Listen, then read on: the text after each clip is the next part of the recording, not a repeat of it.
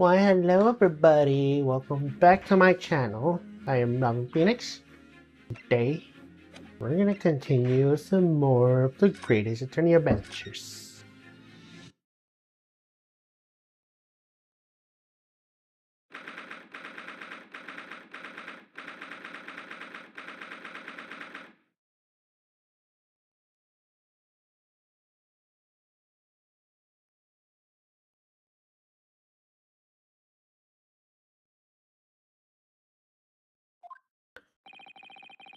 Here we are again at the scene of the crime.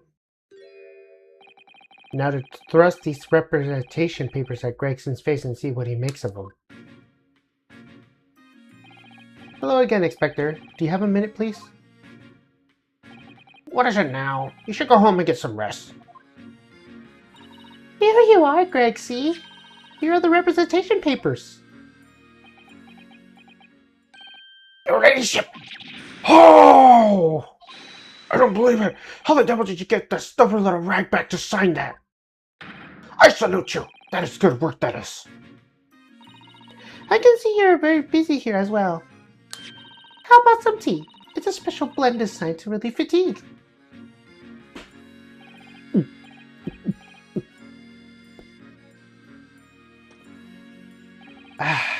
Lovely. Well, let's see now.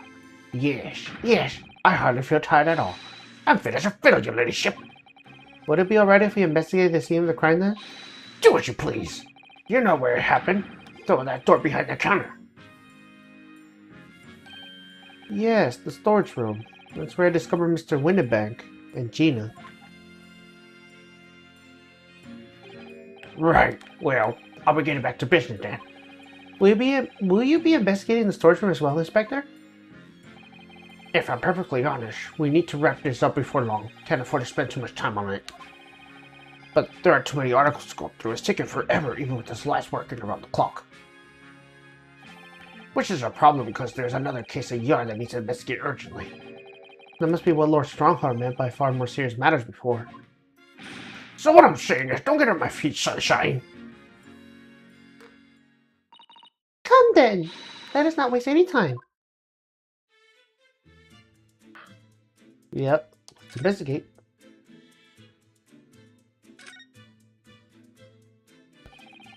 There's the article ledger here, and Mr. Winnebank's notes, and... What's this? It looks as though someone had left a little photographic print behind.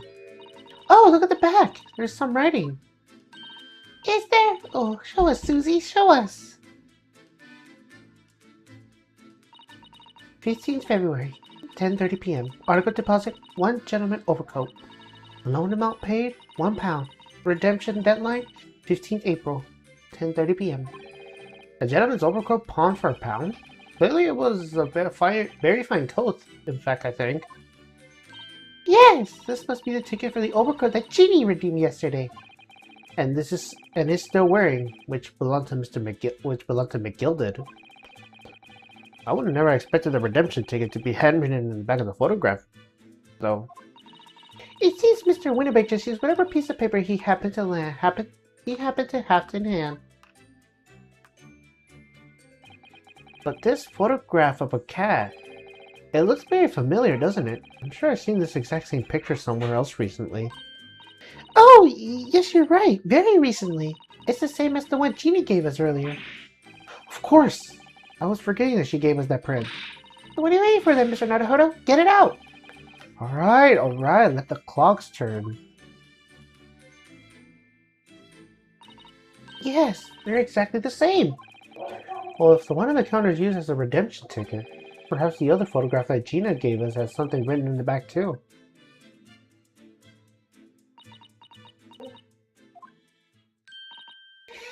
I got it!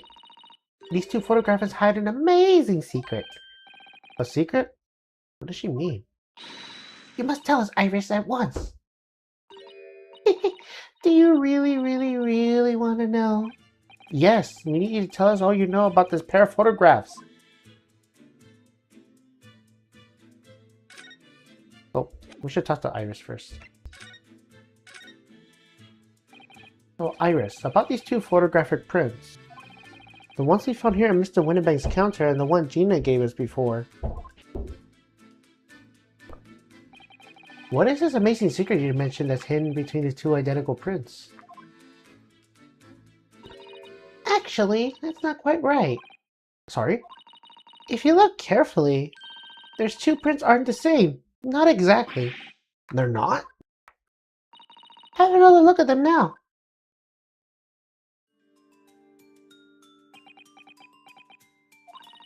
Can you see that they're just slightly different from each other? I think so. It's very subtle, though. But what's the reason for the subtle difference between the two prints? Ah, well, it's because they're a set, you see.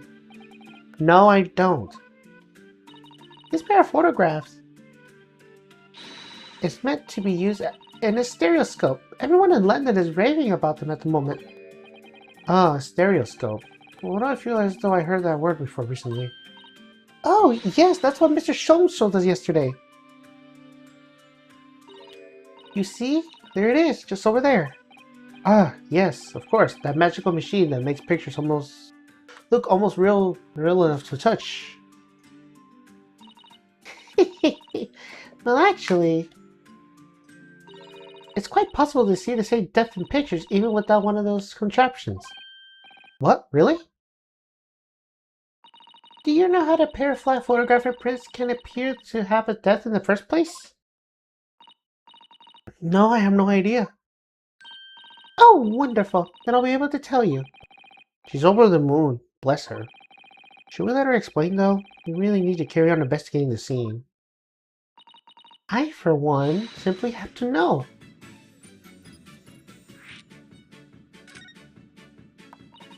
Have you ever considered, Reno, how our eyes see death in the world around us?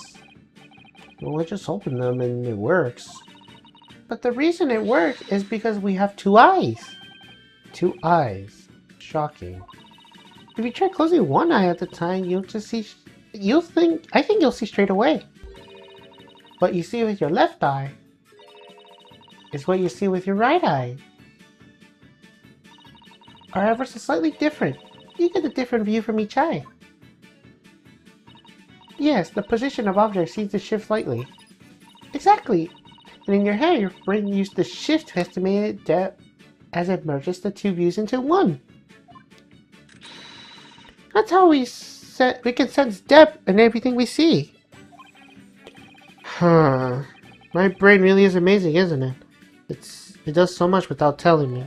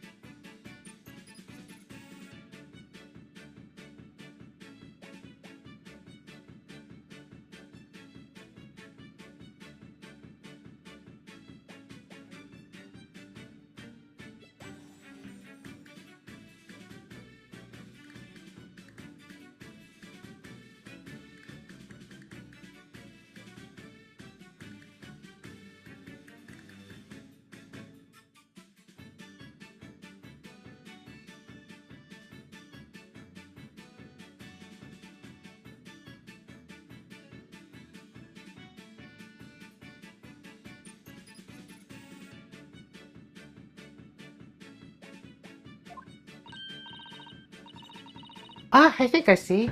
So a pair of photographs consist of the left eye view and the right eye view. Is that right? Oh, well done, Susie. You're so quick. So if you pursue your brain to merge the two pictures together in your head, you'll be able to see depth in these prints? Yes, Bruno, you're beginning to understand. And a stereoscope function is to act as your brain allows you to do that? Yes, but as long as you have two images, two eyes, and one brain, you can actually do it yourself without needing a stereoscope at all. You can? Really?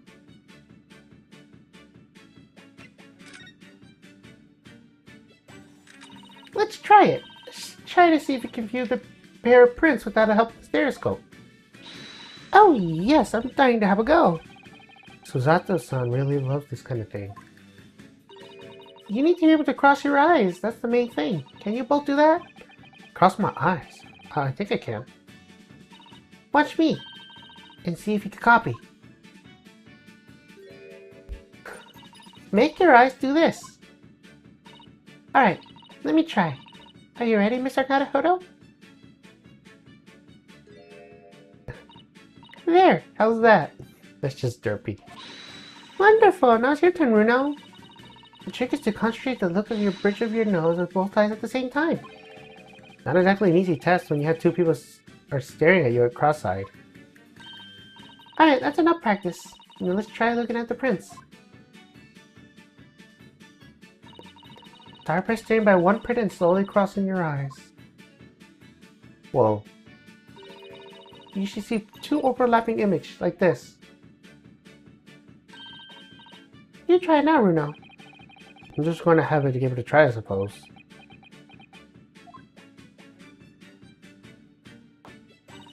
Did the print split into two images for you? Now the next step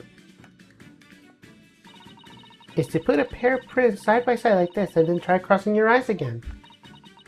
The prints should slowly merge together until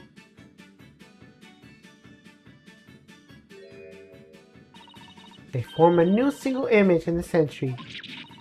Oh yes! Mr. Naruhodo, it works! I can see it in the middle now. It looks so real. Oh, I could look at it all day. I wouldn't advise that. Your eyes might start to hurt. Your turn, Runo. Pretend you're looking through two pictures and slowly crossing your eyes. Keep adjusting the position of your eyes until the two images overlap exactly in the middle. Like this, is it?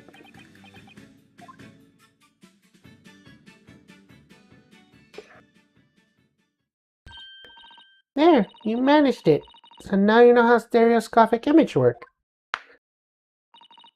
Well, I don't know who discovered it, but it really is quite extraordinary.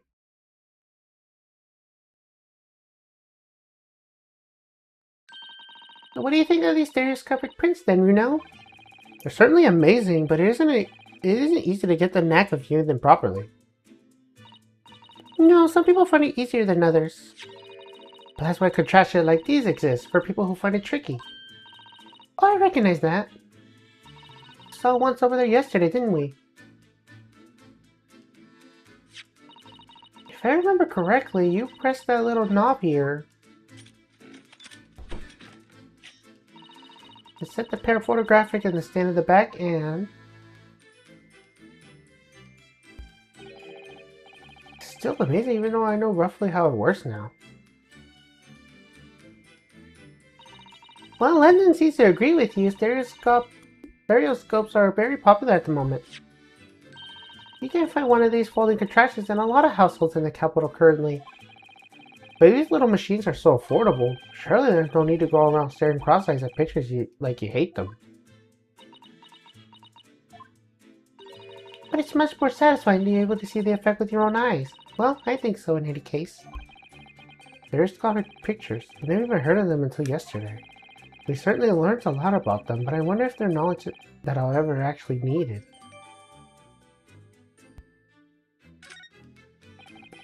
Which reminds me, the back of this photograph was used to write out the pawnbroker's ticket that Gina brought in here yesterday. And the other photograph came from the pocket of Mr. McGilded's silver coat. We need to examine everything thoroughly, don't forget. Yeah, let's actually do that.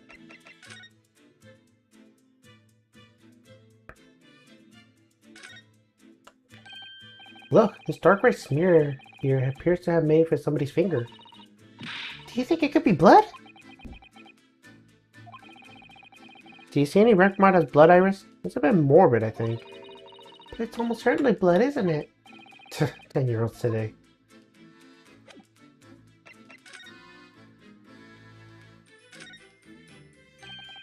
Look at the back of this print here. There's something written on it. 13th February, 9 p.m. Argo deposit 1 small box. Loan account paid 10 shillings. Redemption deadline 3rd April, 9 p.m.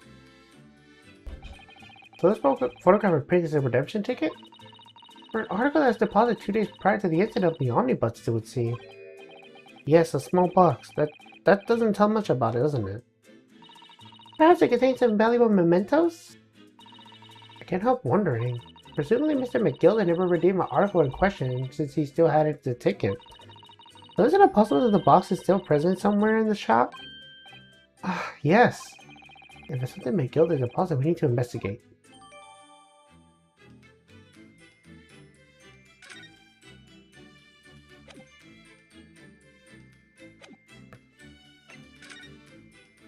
Alright.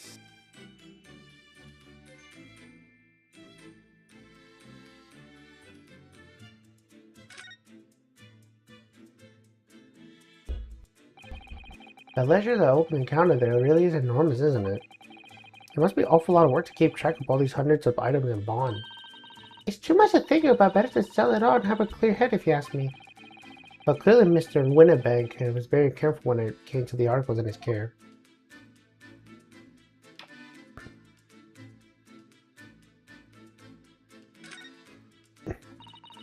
That's a music box. Do you have them where you come from, Bruno? Yes, but I've never seen one as large as this in Japan. Oh, well, this will be a treat. Shall we have a listen?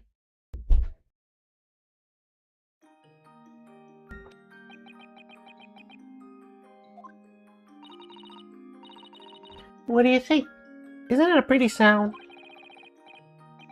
It's a beautiful sound, yes, but it's a little hard to enjoy with all the policemen in the room that are giving you fierce looks.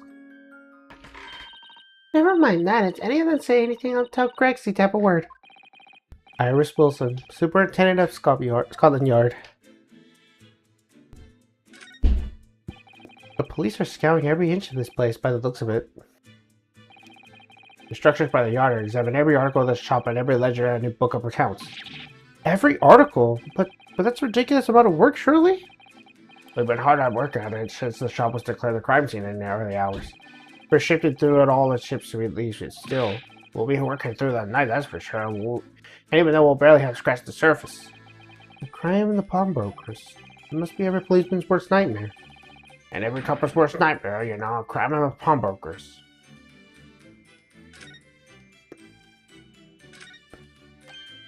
Ah, look here!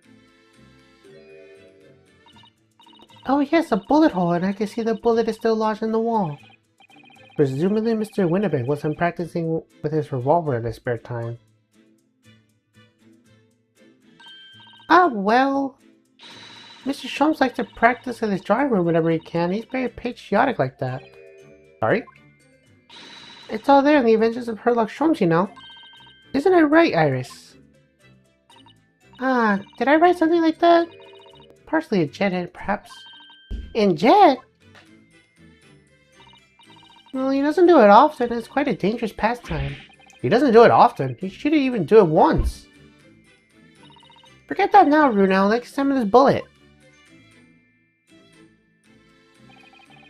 Was that around the bullet hole? Is it blood? A suspicious red stain on the calendar. Aha! I bet we'll be able to help with that. What? There's nothing like a sight of blood to get the blood pumping, is there, Bruno? Ugh, I have a feeling I'm not as bloody-minded as you, Iris. I'm afraid the sight of blood makes my blood run cold. There you have it, you see. When it comes to blood, we're all different types. Yes, what a scientific observation. So you need this. Oh no, what is that scary looking thing? Hurley and I haven't actually come up with a name for it yet. But as soon as you see it in action, you understand what it does. Watch.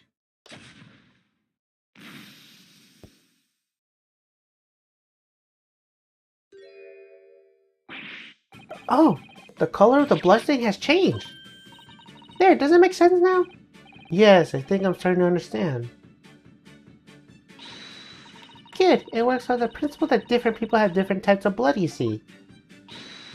Yes, how wonderful. The chemical it fires combines with the blood and makes it change color. So you identify whose blood it is by you're looking at in a flash. Oh, what a fabulous invention, Iris. Isn't it? Isn't it? I bet Jeannie would say it's bleeding great. So whose blood are we looking at then?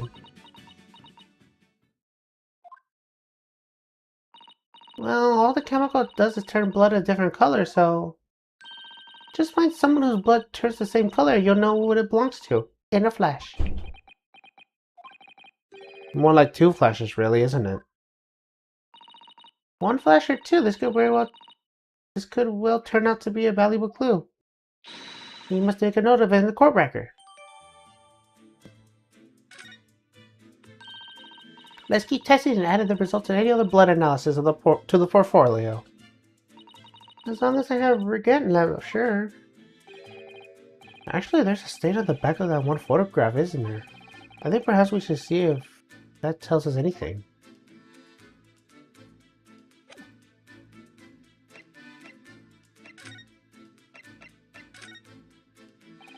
Would you mind if I show you this, Iris? It's just a boring old thing, really, but... I don't really like boring things. Those are Japanese monasteries. These interpreted by young Western children. I mean, who does like boring things? No one likes to be shown something boring. Come to think about it, you're always introducing things with, this is boring, but a bad habit. You should stop it. I'll be sure to let that entire population of the Empire of Japan know on my return.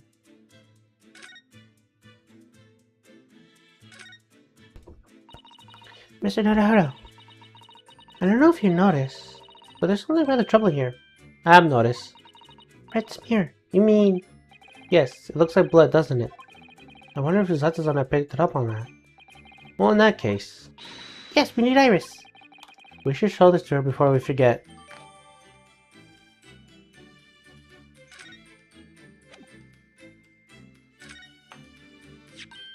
Oh, that looks like blood! I would say it's from the gloved finger, almost certainly a glove made of leather. Oh, don't worry, Bruno. You can leave the rest to me.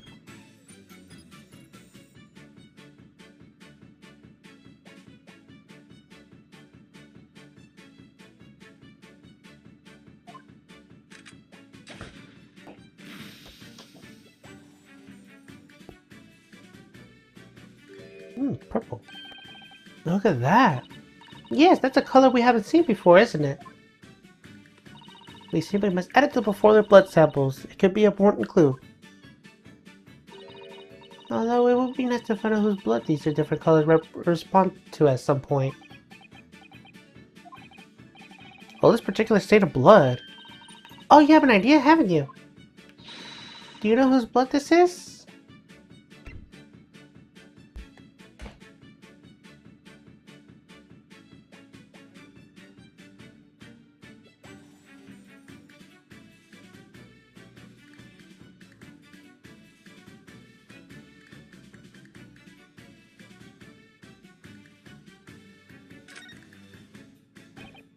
Yes, I have an idea whose blood it is. Not from the color it turned, but with a little deduction. That's right. I think it's clear. Iris, you know as well?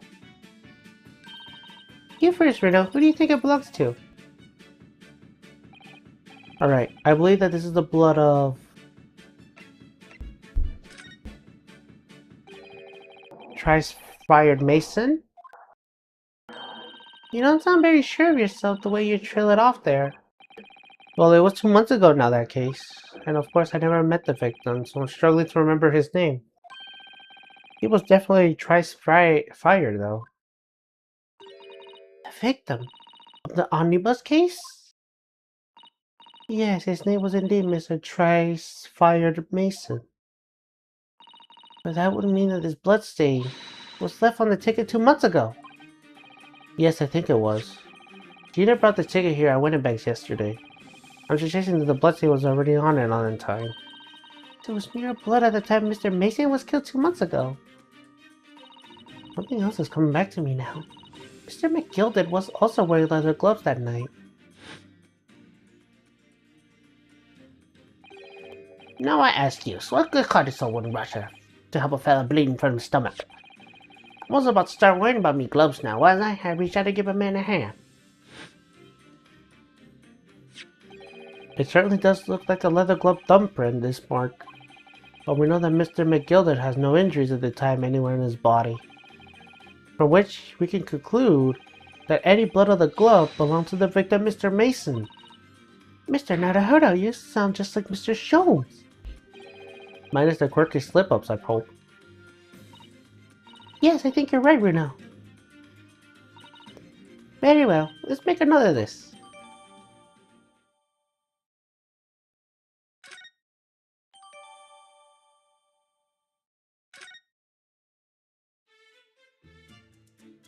Alright, I guess we could continue investigating. Behind that door is the storage room, isn't it? That's where Grexy said.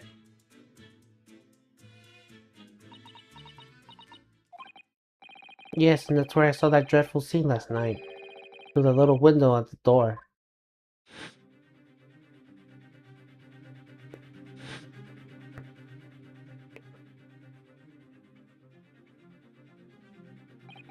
Mr. Winnebank, face down on the floor, with Gina beside him. As the accused legal representative, you have the right to examine the scene, Mr. Naruhodo. You must make a thorough investigation. Yes, of course, and we will. Behind that door, that's the real scene of the crime. Don't worry, if there's any clues in there, we'll find them.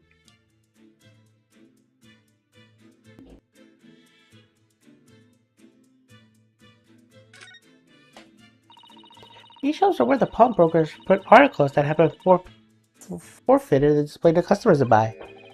Yes, a really strong mystery, isn't it? I mean, who wouldn't buy this horse statue, for example? Well, sometimes you can find some real treasures among all the junk, you know. Are you alright, Bruno? Oh, it's just... well, it looks like a collection of useless junks as a whole, but when you paint it, they got individual things. You're not wishing you own them, even the horse statue. That's exactly how a pawnbroker works. They're very clever.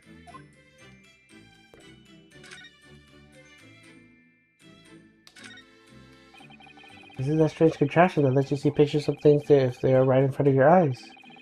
It makes you think when Mr. Jones completely showed us to us yesterday. We were blissfully unaware that any of this is about to happen.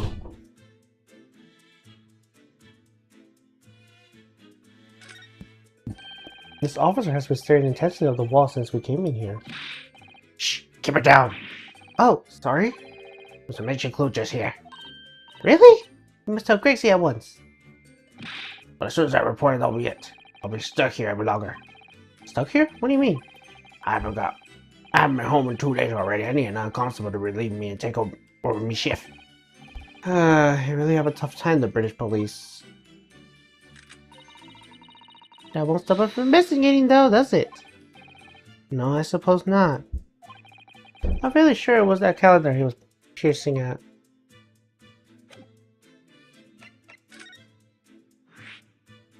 Oh, we can move to the storage room. Let's go.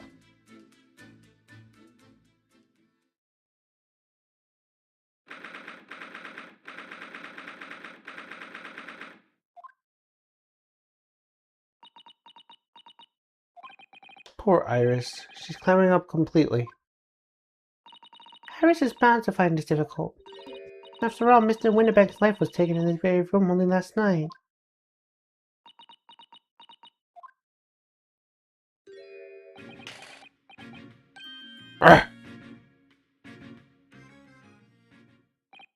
Wait, Inspector! What is it now, Sunshine? You took one look at me and tried to run away. You think a Scot like you expect to run away from some jump-up little defense lawyer, do ya?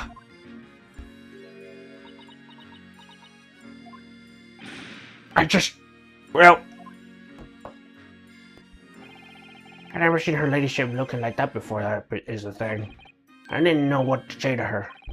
So you weren't running away from me, you were running away from the 10-year-old. I'm afraid it is all a little too much for the young Iris. Some gentle reassurance might go a long way, perhaps, Inspector.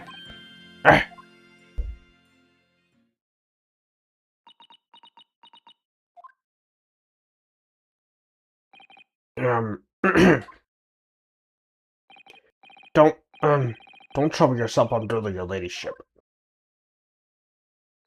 I mean, at least you're not dead, are you? I don't think that went very well. Why? Look, I'm in the middle of investigating here, Sunshine. I told you not to get onto my feet. And we have investigating to do ourselves. Yes. I'd like to hear more what the socially inspector has to say. Oh, Hurley. And inquire into how Mr. Sholmes' operation is going.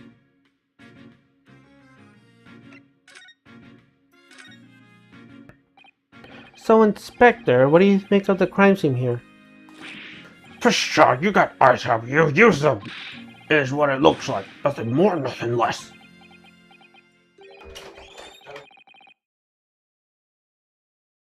Harris, can you let me a hand? So, Grexy, what do you make of this crime scene here? Oh, yes, your ladyship. Do allow me to humbly explain. Last night, shortly after the hour of 1 o'clock in the morning, Scotland Yard police attended the scene. The one and only door to the storage room was found locked from the inside. It was locked from the inside. The lock appeared to be broken now, though. What's the police officer doing? Quite right, ma'am. Quite right. We took a liberty of smashing the door as humbly as possible. Oh. As you can see, the victim was discovered prasking in the floor, thus-wise. And next to the aforementioned body, we discovered the violent, got a child. Are you talking about Jeannie? She's my friend, you know, Inspector. Miss Lestrade, the hapless girl, was curled up in the floor, dead to the world. She's still alive, you know. Yes, when we saw her, she appeared to be unconscious. I'm afraid to say she had the gun that was used in her hand. No! Presumably, it's the gun that's still down there on the floor now. In her pocket, we found a key to the door as well. What? The key to the storage room? And you say the storage room has been locked from the inside, Inspector? Correct. All of which leaves her ladyship's friend. In something of a sticky situation, I'm afraid.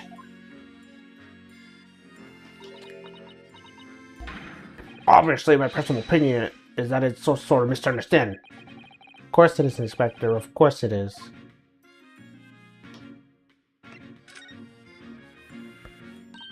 Rexy, do you know anything about Hurley? Is the operation finished? Is Hurley alright? Is he? The thing is, Don't wince your words, Inspector, please. You don't mean to say that Mr. Sholmes is... No, the operation's done and dusted. It's just that, well... Out with it then! Yes, ma'am.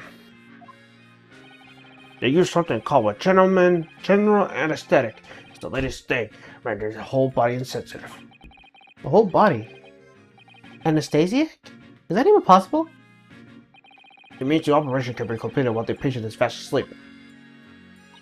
Goodness, in the Empire of Japan, we could just manage to provide laughing gas to the tooth extraction. The trouble is, the latest thing isn't always the greatest thing, if you follow my meaning. They couldn't even get the medication to work at first, so it took hours for him to nod off, so I hear. And now the op's finished, they can't get him to wake up, apparently. Oh my! No one knows if the anesthetic is still in the system, or the bloke's just plain exhausted. But anyway, all they can do is stand back and watch until he comes around again. Hurley? The moment he opens his eyes, your ladyship, I swear I get the word for you, too. What a surprise. When it matters of life and death, Mr. Shum has to do things his way. Okay, time to investigate. The police have marked the position of the body with a chalk line.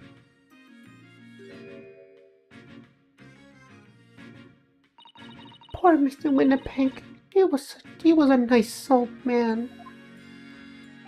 Well, he was shot just once, through the heart. Most likely, the fellow died instantly. He wouldn't have felt a thing.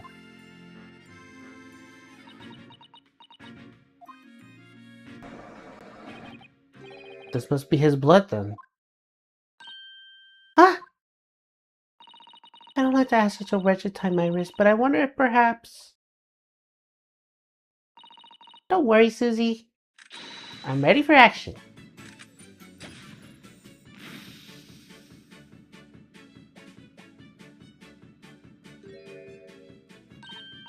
So now we know the color of the chemical turns when it reacts to Mr. Winnipeg's blood.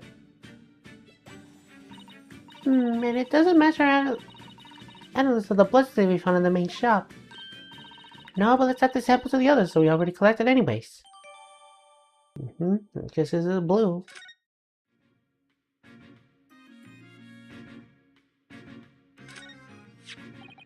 This is a revolver. A real one. Quite possibly the murder weapon used to take Mr. Winnipeg's life. What's the matter, Susie? You and Rena looks like you're about to faint. Well, it's just that I rarely seen a gun in the flesh. And I've had issues with guns in the past. But anyway, we saw Mr. Winnipeg with this yesterday, didn't we?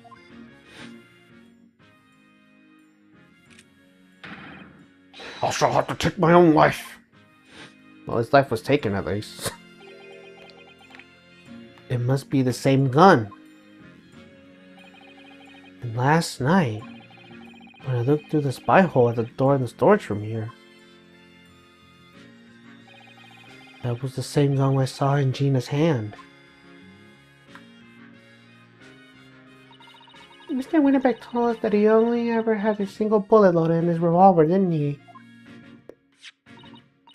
Well, it's empty now. The one and only bullet he had in his gun has been fired. We can fairly certain that only a single shot was fired from this revolver.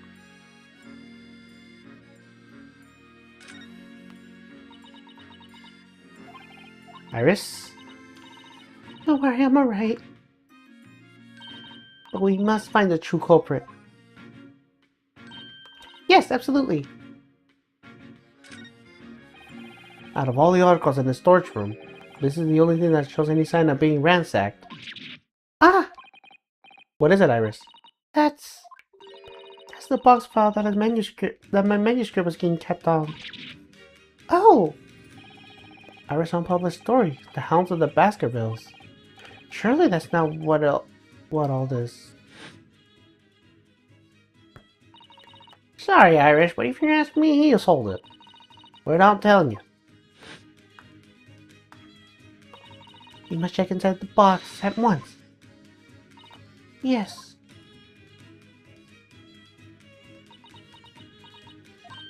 Huh. It was there. Every story is there. Really? It was? Well, that's good news, isn't it, Iris? Yes. I mean, of course I believe Hurley said when he said he deposited here, but still. It's a relief to actually see it. Really, because that's not a very well hidden frown.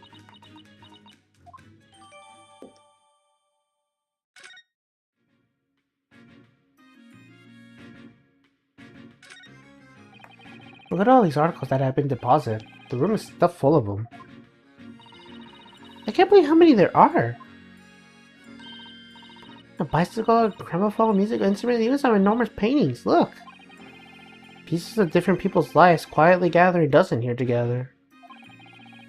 There's something very peaceful about the atmosphere in here. Or at least would be if the chalk outline on the floor and the policeman stuffing around.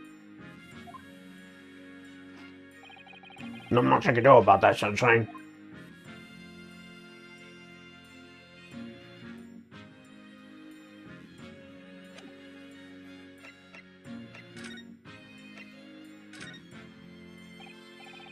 Inspector? What do you make of this? Ah, whatever here then. A redemption ticket for an article deposit here, is it? Looks like someone ran out of the office stationery and wrote the ticket in whatever paper it was in hand. Yeah, this is the ticket from Mr. McGilded's overcoat. The one that a little diver turned up here yesterday. Oh, actually, no, it's not. Really? Think you know better than me, do ya? No, I didn't mean to, but... Bruno's right, Greg. It isn't the same ticket. Of course it isn't. No question it isn't. I never doubted your ladyship. So, what's all about then, if I might be so bold to ask? This is the second ticket. The second one? It seems that Mr. McGilded, in fact, had another article storage here at Winnebanks. Is that right? I think we need to discuss this further with the inspector, Mr. Nerdhoda. Oh, good, because he's ever so easy to talk to.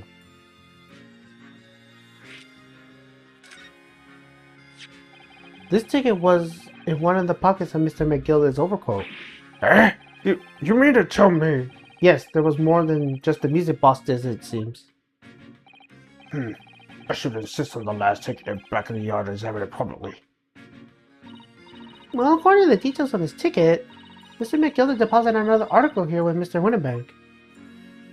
Yes, I can see it written here. A small box, was it? Do you have any idea where it is, Greg? See any idea at all? There's another article belonging to Mr. McGilded. It could be an important clue. Well, yes. I suppose it could be. Please, don't look at me with those big turquoise eyes, all full of hope and expectation. It's too much pressure. I'll look at marbles, I will. I'll go bargain. There's no time for dog impressions, Inspector. That's enough sauce of you, sunshine. There's one thing that springs to mind. According to this ticket, the redemption deadline already passed, hasn't it? Oh yes, of course. Articles are only held for 2 months. Well, the small box will no longer be in here then. That's right. It's been forfeited. Which means it could be on the shelves in the front of the shop, where forfeited items are offered for sale. Yes, the shelves in the front. We must search them at once. You're wasting your time. Oh! There are dozens of little boxes out there, hundreds even. We can't possibly know which one might have been Miss Gilded's. The information is not written in the ledger. Ugh. Well, I think we should at least look, just in case. Of course, your ladyship, of course. Very sensible of you, I'm sure. This is getting old.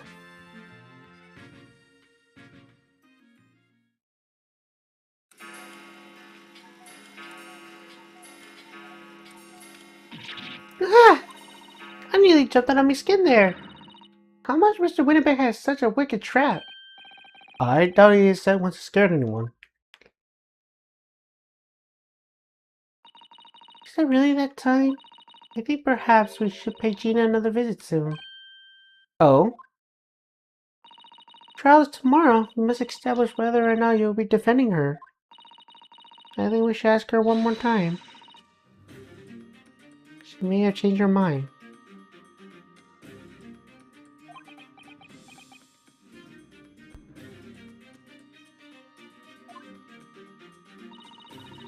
Don't you remember, Bruno?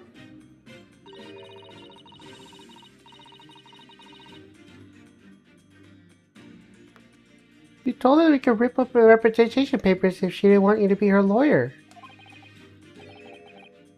Really? Did I say that? Yes, you did. Deadline for submitting the paperwork is fast approaching. In that case, we better hurry back to the prison and talk to Gina again. Yes.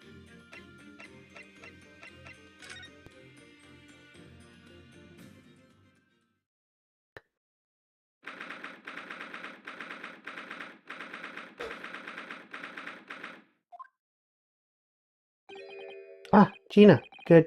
You're back. Ah.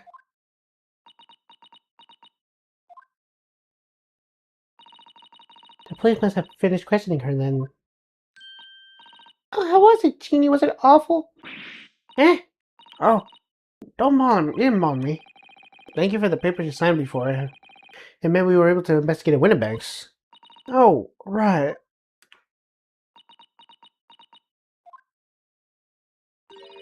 Don't you want to know how we got it on? We've been ever so busy. What the point in asking? Won't change what everyone's saying, that I did it. That's not... Gina, we came to ask for your final decision. Eh? What decision? About tomorrow's trial. Will you let me defend you or not? You must submit the paperwork now if you'd like Mr. Nadaho to represent you. Right, I see. You really lost our fight all of a sudden. I know what it feels like. The worry is just so hard to bear.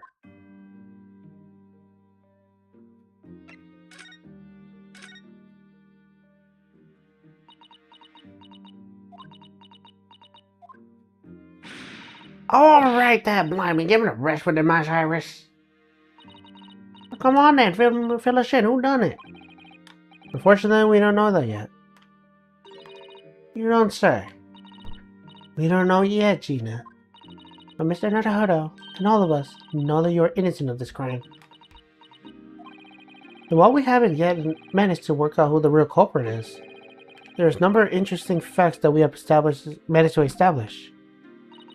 Oh yeah? Like what? Well, for example, the reason for you being in here in the first place. I think I know why you broke into Winnebags that night. It looks like we're going to have to take some evidence that it clearly reveals the reason, and thrust it in Gina's face, or should I present it to her calmly, I suppose.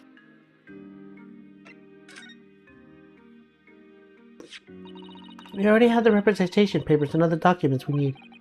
All we have to do is head over to the court clerk. That is, if you allow me to represent you in court tomorrow. Nah, don't bother. Jeannie, write them up and chuck them, will ya? The representation papers or whatever they're called. Still ain't fresh enough to have a bed. So what will you do in court tomorrow? I'll be fine on my own. I don't think you will be. Look, it don't bother. What happened? What gonna happen is gonna happen. This is one stubborn pitch pocket.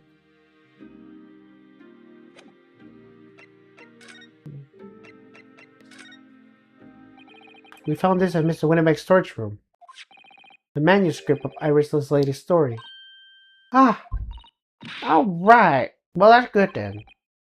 Curiously, the storage room at Winnebag shows no sign of being ransacked for items of values or the like.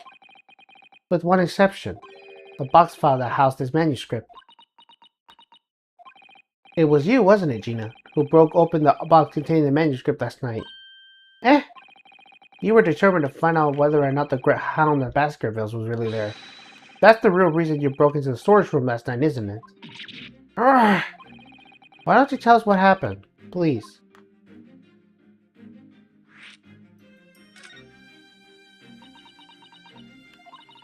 Alright, yeah. The Baskerville story is the latest Sholmes adventure, right? But it ain't been printed yet.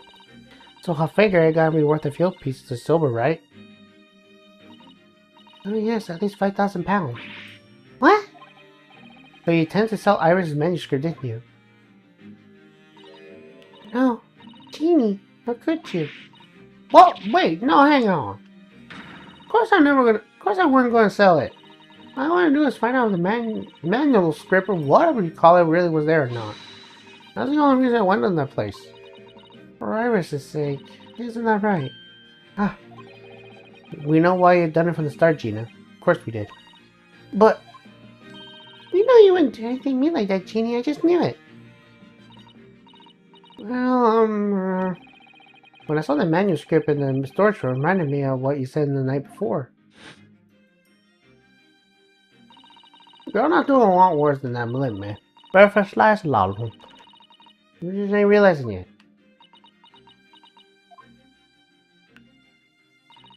I'm telling you, that manual script ain't gonna win it, Banks. You'll soon see if you have a luck.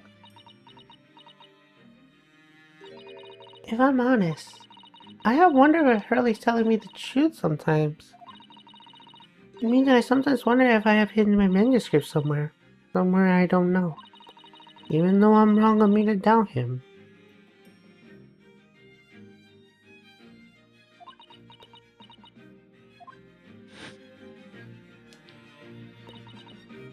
Oh, gee, that was so sweet of you. Alright.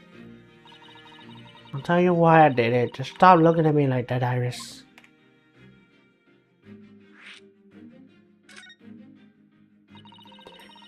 It weren't because of Iris. It weren't because of Irish. That's not why I did it. I just want to know the truth, that's all. You want to know if Mr. Jones was being honest? If he really deposited the manuscripts at Winnebank's? It's like I told you the night before. I never had a father. But Irish, like mine, she got her dad. Only she can't see him. And I reckon that's gotta be harder. That's what she read some stories. They're about her dad, really. That's what it sounded to me anyway. Last night, I was listening to what you were saying. Stories about Daddy? You mean, they're not the adventures of the great detective? So much of the adventures of the great detective and his trusty partner? Well, that's how I see it, yeah. You're so thoughtful and so kind, Jeannie. Yes, and we never mentioned any differently, did we? Look! Give it a rest, will you? I hate this crummy nonsense. Do you hear? I hate it. Don't trust no one, right? That's how it works, because you don't trust no one gonna let you down. Leave me alone. Go on, Skipper.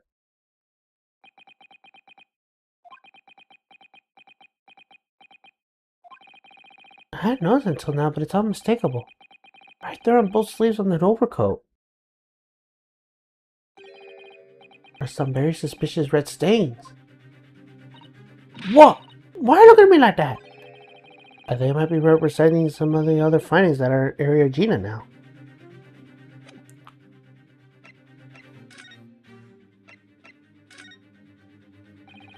Those stains on your sleeve on your new coat, Gina. They're blood, aren't they? Not that I know whose blood yet. What? Blood, Mr. Naruto? You don't appear to have any obvious wounds yourself, though. So could that blood be spattered from Winnebank's when he was shot last night? Let's not beat around the bush here.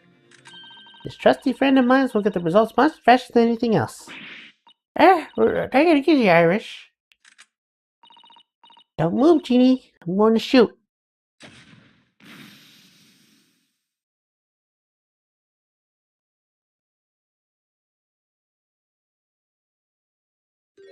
Oh. Oh. Oh my. What the? Forget the sleeves. The whole coat is covered in blood. Of course. The black color of the fabric was masking the stains. That's why we wouldn't see them until now. And the blood that reacted with the chemical that turned the purple color, which matches one of the samples we already collected perfectly. Yes, now let's see. Who had the purple blood? Aha, yes, it was the brickmaker Mr. Mason, the victim of the murder of the victim in the murder case 2 months ago. I knew it. What? What are you all on about? A victim? What do you mean?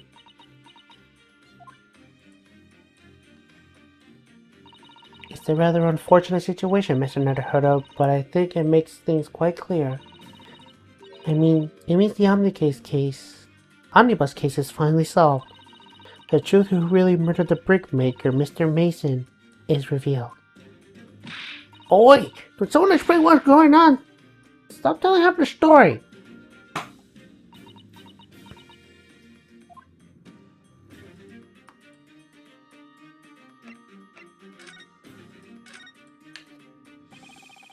We can see now that the victim's blood's all over Mr. McGilden's overcoat. But in the trial 2 months ago, the defendant said this was his testimony. No, not excuse. Who good heart so wouldn't rush to help a fella bleeding from the stomach? I was about to start worrying about me gloves now, wasn't I? So I reached out and gave a man a hand. But if you look at this overcoat now, it's clear. These stains could have arisen from McGillard trying to pull the victim to his feet. No. If it really had happened, the blood would have splattered all over the front of the coat. The only explanation for this pattern of blood is that it splattered over Mr. McGillard's coat when he stabbed the victim in the stomach. I've tried to run from the truth for long enough, but there's no escaping it now. The true culprit of that case, Mr. Mason's killer, was Magnus McGilded.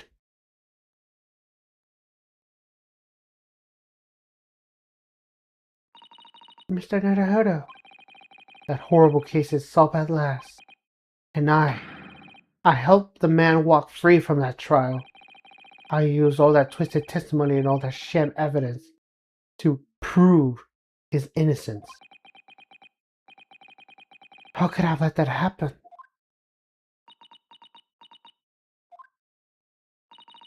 You know, did you believe him though? Did you believe Mr. McGillard was innocent? I believed. Or rather, I think I was trying to believe. I wanted to. Because believing in those who represent in court is a defense lawyer's greatest weapon. A weapon?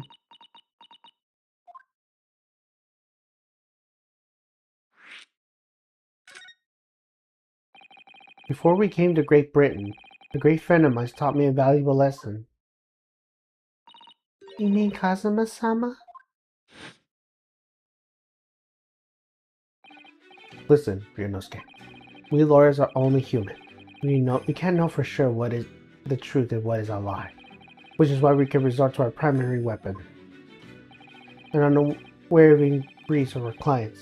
That's all we really are. Unwavering briefs? Only when we truly believe what our clients tell us can we fight for anything we have in their cause. In any battle, there can be no victory without faith. So I believed you, unwaveringly.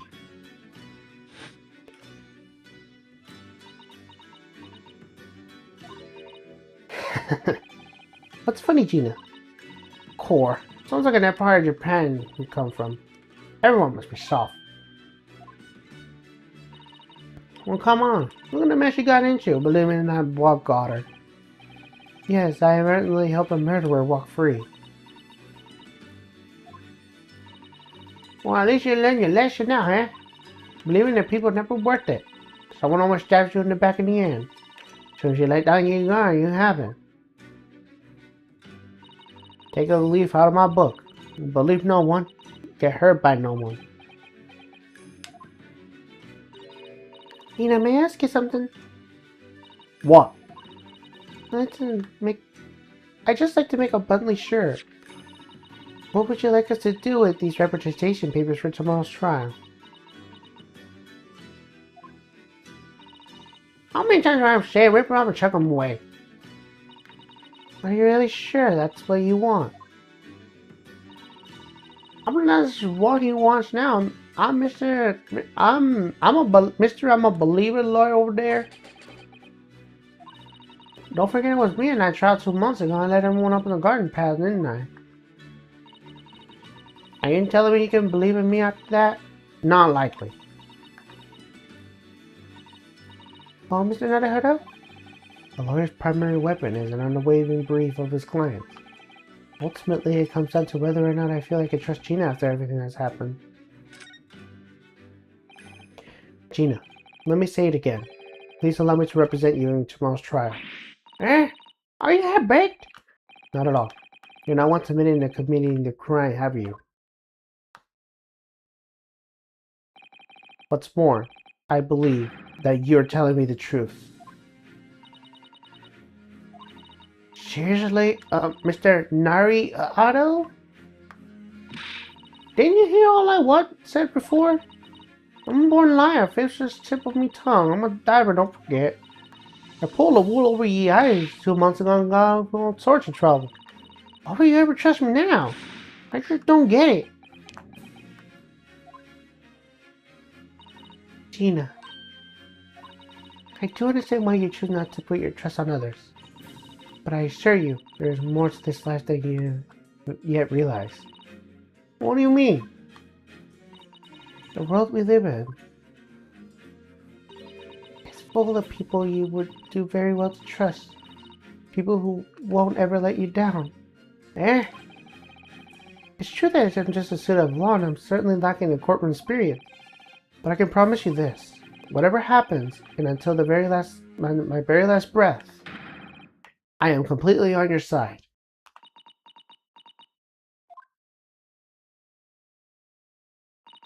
What? What do you expect me to say to that?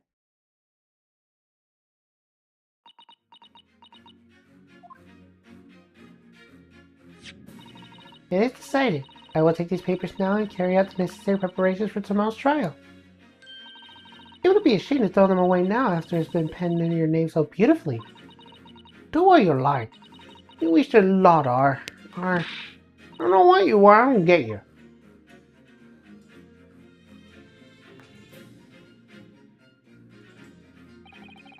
Tina's taking herself off to the back of her cell. She never admit it, but I hope she's feeling relieved. That turned out alright in the end, I think.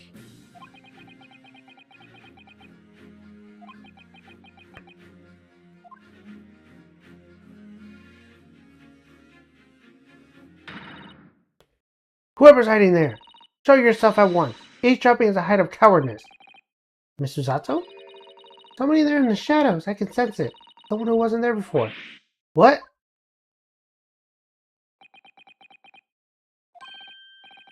Blimey, you sharp, eh? I suppose you were using one of the mystic Japanese arts, like the art of stealth I heard so much about. If anyone's being stealthy, it was you, Inspector.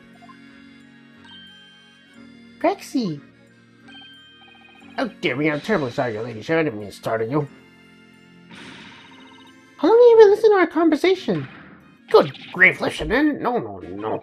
I just got word that there are some visitors who are refusing to leave even though it was after hours.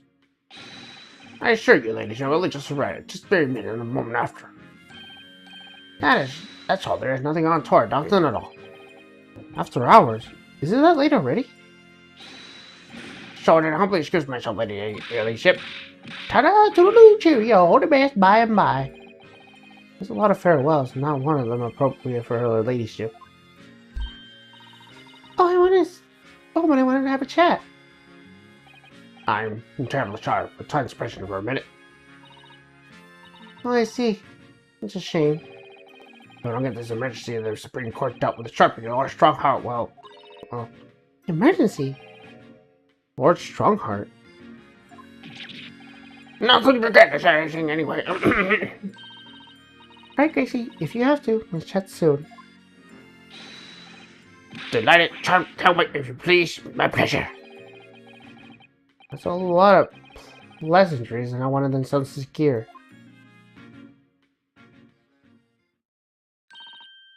Gracie's so funny, you say some silly things. It's certainly entertaining to see an inspector of the police fawning over a 10-year-old girl. But anyway, I wonder what this emergency is at the Supreme Court. I must attend the court clerk's office now before it closes. Yes, of course. Thank you, Mrs. Sato.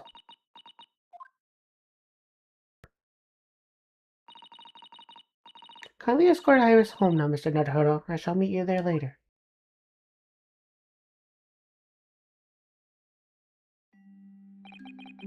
And so our investigation came to an end.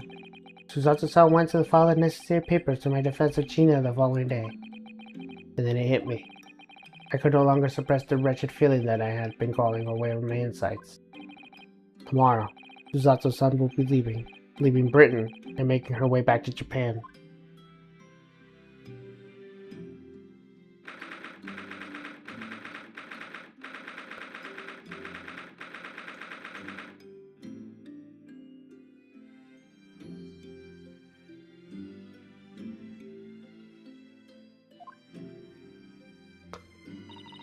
Naruto-san, it's been a very trying day, hasn't it?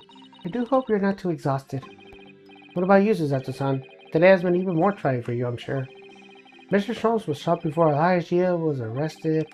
All of our background news of our father is taken ill and she must return to Japan at once. I hope your father recovers soon. Thank you for your kind words.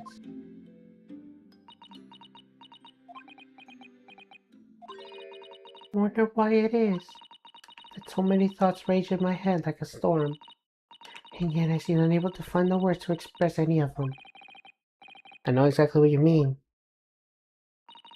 Anyway, I have one final task for you to complete your judicial assistant. Once that is done, I shall make preparations for my departure tomorrow. One final task?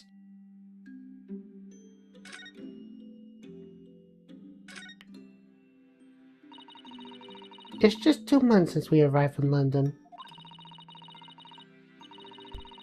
When we managed to establish his office, it was finally feeling as though we were settling in. I would be lying if I said I felt no regret. I'm so sorry, Susato-san. It's just so sudden. I really don't know what to think. I have no time to gather my thoughts.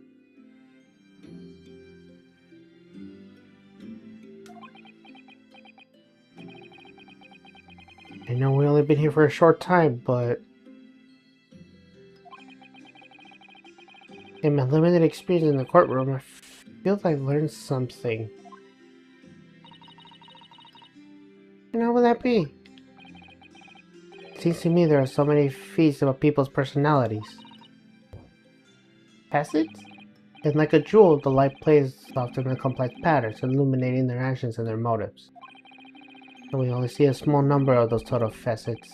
The one is illuminated is only a part of the whole story. What lies in the shadows? What do we facets we cannot see look like? Perhaps there are some parts we'll never lay eyes on, as long as we live. That's so true. Sometimes I feel as though I'm blind too so much. I keep hoping that one day it'll all become clear. That all the faces will be illuminated and we finally understand how everything fits together. Naruhodo-san. I suppose what matters is that we keep our eyes open and keep moving forward, even if the way sometimes seems so dark. It's amazing to think that it's just been 2 months. You've grown so much. Sorry? I've what? Oh no, it was nothing. Unimportant. Do you know what time you'll be leaving London in the morning? Yes, I picked up my ticket earlier. I shall be leaving here at 4 a.m. I see. Well, I'll escort you to the station. Absolutely not. Sorry? So you realize why I couldn't possibly let you do that. You have a very important day ahead of you tomorrow. Gina's trial. Yes, I know, but every word you utter will have the potential to determine Gina's fate. You must get as much rest as possible. Even though, like me, I'm sure you will find it hard to sleep. But please, for me, you try. You mentioned one final task a moment ago. What do you mean? Oh my, I nearly forgot. Please, I want you to have this. What is that? A huge bundle of documents. It's my notes from the case 2 months ago. The murder that was committed on the omnibus. The McGilded case. It seems to me that the case of Mr. Winnebago's murder of which Gia is accused very much tied up to the omnibus case, in ways that are not yet completely apparent. I took a liberty of consoling my writings about this case for you. With everything else she had to think about, Susato-san still managed to do this, and all nearly laid out for me to in her beautiful handwriting. It was my pleasure. I can only hope that they will bolster your case tomorrow for Gina. Thank you so much, Susato-san. I will do my best to use it wisely. You really are the best judicial assistant in the world. Well, it's extremely flattering. But I'm sorry to say that I've been a complete failure. Sorry? I didn't quite catch what you said there. Oh, ignore me, I was just mumbling to myself.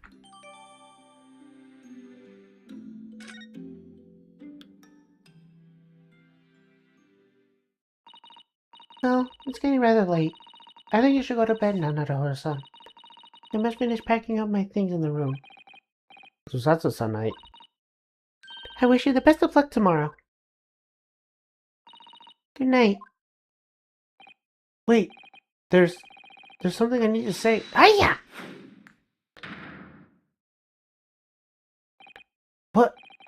What was that? A secret technique of mine that Susato shut down. Shut down?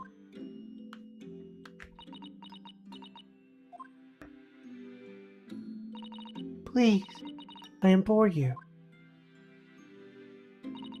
If we have to voice our goodbyes, I won't be able to hold back my tears.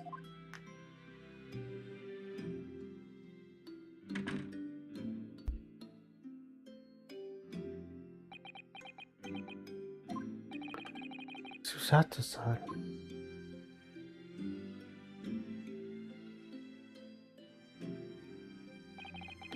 Truly has been a trying day. On our feet for hours getting Gina to open up to us and learning the truth about the nemesis of the case. Physically and mentally I was exhausted, and yet the idea of sleep seemed impossible. But I forced myself to close my eyes, as a cacophony of scenes in our lives here in London played through my mind. Eventually, my fatigue triumphed, and I fell into a deep sleep.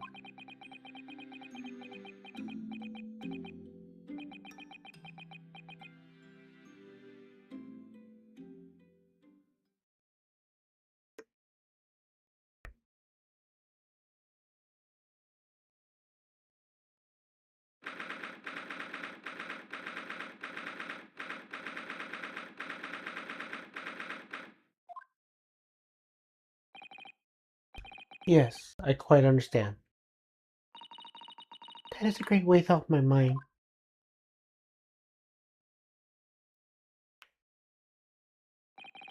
rest assured, I shall put everything in place, exactly as we discussed. Thank you so much. It has been an honor and a pleasure to be acquainted with you, Mr. Sholmes. On the contrary, the pleasure has been mine. I bid you farewell, and Godspeed. My dear madam.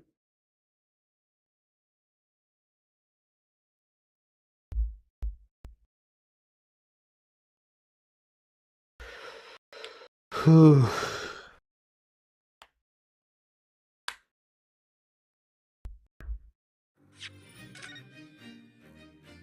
Well, and that's the final investigation of this game. You know, since we have the time, I guess we could continue.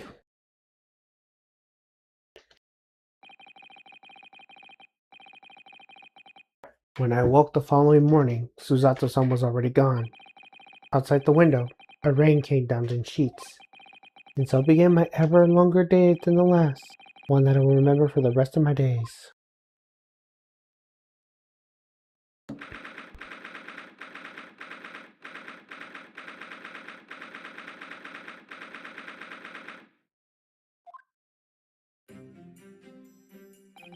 Good morning, Gina.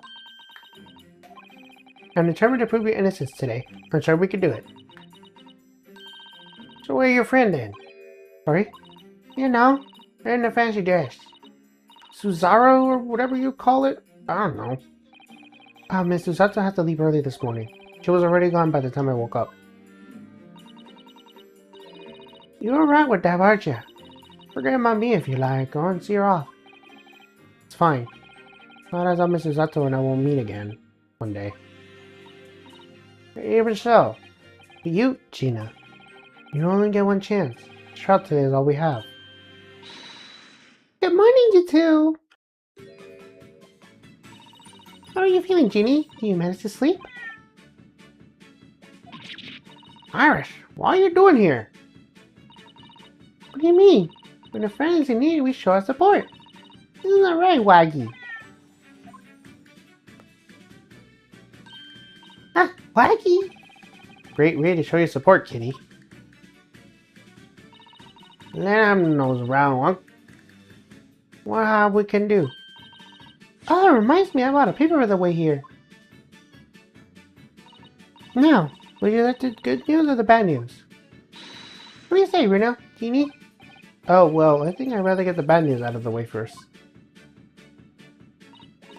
Nah, let's take the good news first, y'all might not live to hear the bad. Yes, that question always gives people away personalities. Let's not go there. Alright then, I'll give you the bad news first. Record amount of rain has fallen this morning and carriages all around the capital are struggling to move. Huh? The bad news was a weather report? I hope that Susie made the train to Dover and the train isn't delayed in the way to the port. Gosh, yes. Alright then, what's the good news? Well, the rain is forecasted to subside this afternoon. So even if the train is delayed, we should be able to make up for time later. Well, that is good news, isn't it? I couldn't give a monkey's really. If only all good news cancel out bad. And look, the trailers make the headlines too. Pawnbrokers perish and pickpockets plunder, see? How do you like that? Let's see what they have. Let's see what they have. Let's see if I care. I can't because you're covering your face. Don't worry, Bruno will soon show everyone that this headline is nonsense. It will? And then in tomorrow's paper, the headlines will be Discard Diver and Dauntless Good Do-Gooder. Isn't that right, Bruno? Oh, yes, let's hope so. Of course they will. I have absolute faith in you. How was that? I was trying to sound like Susie. Did it work? Did it? It's like she was still here.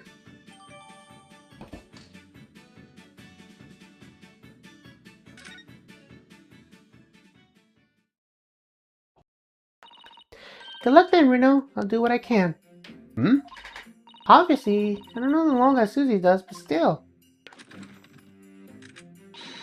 I'll be by your side this whole time, giving you moral support and encouragement. I'm not sure that big thing is as comforting as you think it is, to be honest, but... Thank you, Iris. That's very kind of you. Oh yeah, Iris. Yes, Jeannie? Well, I was wondering about Sholmes. Did they fix him up alright? Yes, the operation was a great success. But Hurley still hasn't come around yet. Eh? I've asked a friend of mine in Scotland Yard to send a telegram as soon as he wakes up. Sir Gregson will let us know the moment there's news. Oh, right.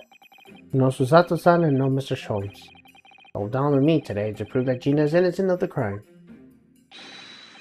Miss Lucia Distraught, Counsel of Defense, the trial's about to begin. Please make your way to the courtroom. It's time then. Yes, let's go, Gina. Iris. Lead the way, Reno.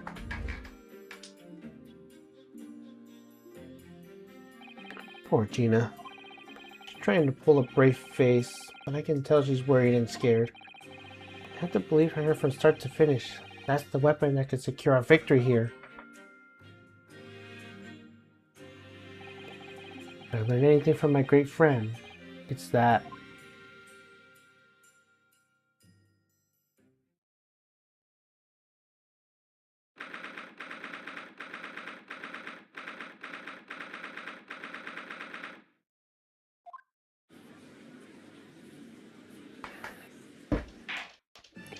In the name of Her Majesty the Queen, I hereby declare this court to be in session.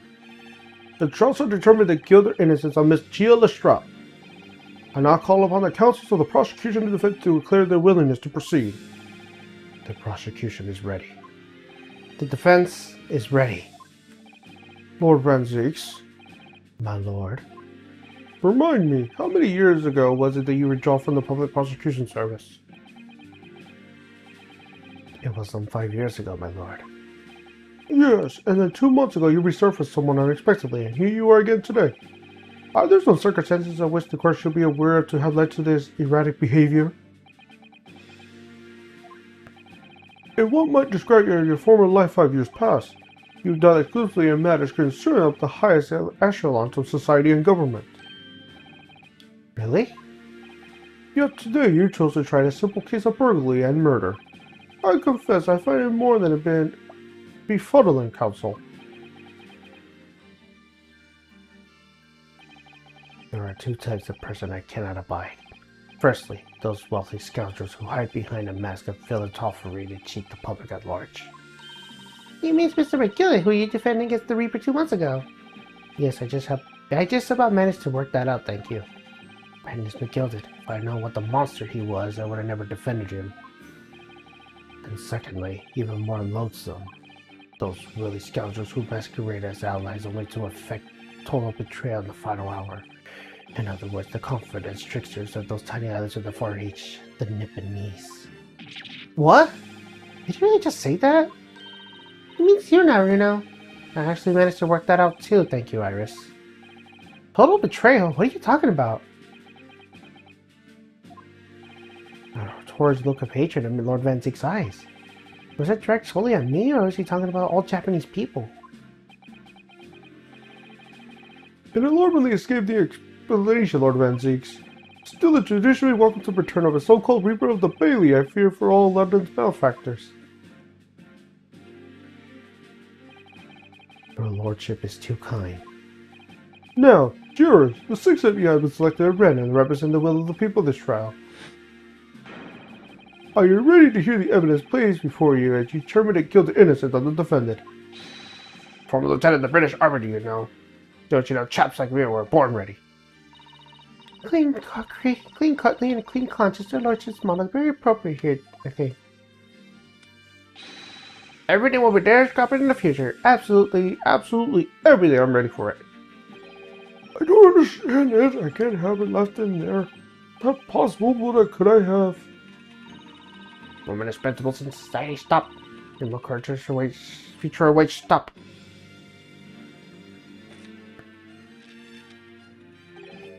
Good day. I am visiting London and sightseeing. I would like to take bus to Crystal Tower, please. Is something wrong right now? Oh, not exactly. It's just... I'm fairly sure I recognize these jurors. Almost all of them, in fact.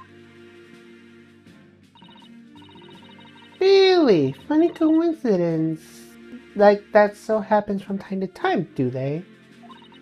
It's quite strange that jurors are chosen at random from London's 6 million inhabitants, you know? But I would like to believe. Something tells me I'm being duped. Very well. Now, Lord Van Zeeks, the court called upon the prosecution to introduce the facts of this case. As you wish, my lord. Allow me to begin with a word of warning to the ladies and gentlemen of the jury. In short, there will never have been a more self-sufficient case of cold-blooded murder. The victim, Mr. Pop Winterbank, prospector of the pawn shop on Baker Street, was shot from behind and died instantly. The prosecution presents this photographic print of the crime scene. As the court will observe, there is a single bullet wound just below the gentleman's left shoulder. The evidence suggests that the bullet pierced the man's heart, resulting in near instant death. Moving on to the findings of Scotland Yard's coroner. The report states that the bullet entered the body and on the rising diagonal trajectory. And what's that supposed to tell us? It means the victim was likely shot by someone significantly shorter in height than himself. Someone like the accused, you might say. Oh! The prosecution wishes to present the autopsy report and crime scene photograph as evidence, my lord. Indeed, the court accepts. Hand them to the bailiff, please.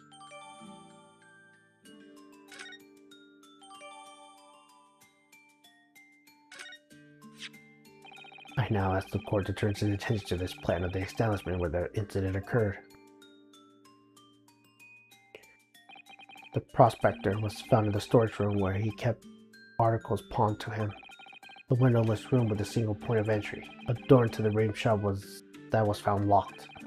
In this sealed chamber, there were only 2 persons present. The victim, Mr. Winterbank, and the accused.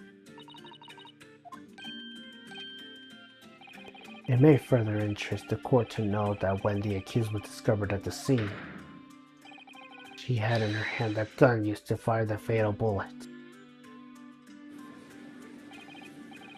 Well, that's that then, isn't it? Nothing more to say. Then that grumpy little girl pickpocket anyways. She's one of the filthy trash that lives in the slums in the East End. Oh well, it was only a matter of time before she got blood in her hands then. What are the girls waiting for? The girl's guilty is here. We can't jump to conclusions here. We must assure her guilt of what she has to do to survive.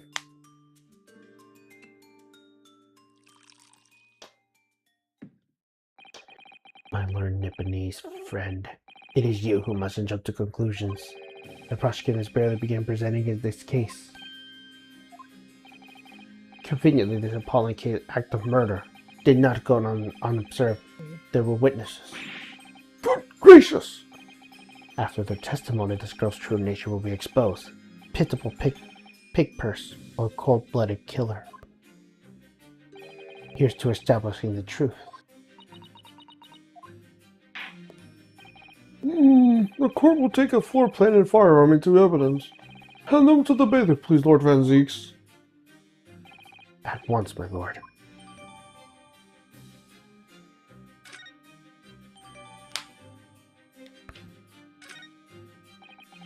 This isn't good. I feel like a moon in here has turned very gloomy all of a sudden, Reno. I think that's because it has.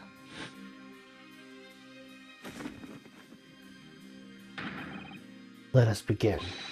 Bring forward the witnesses of the foul murder of Mr. Pont Winnebag the 16th April this year.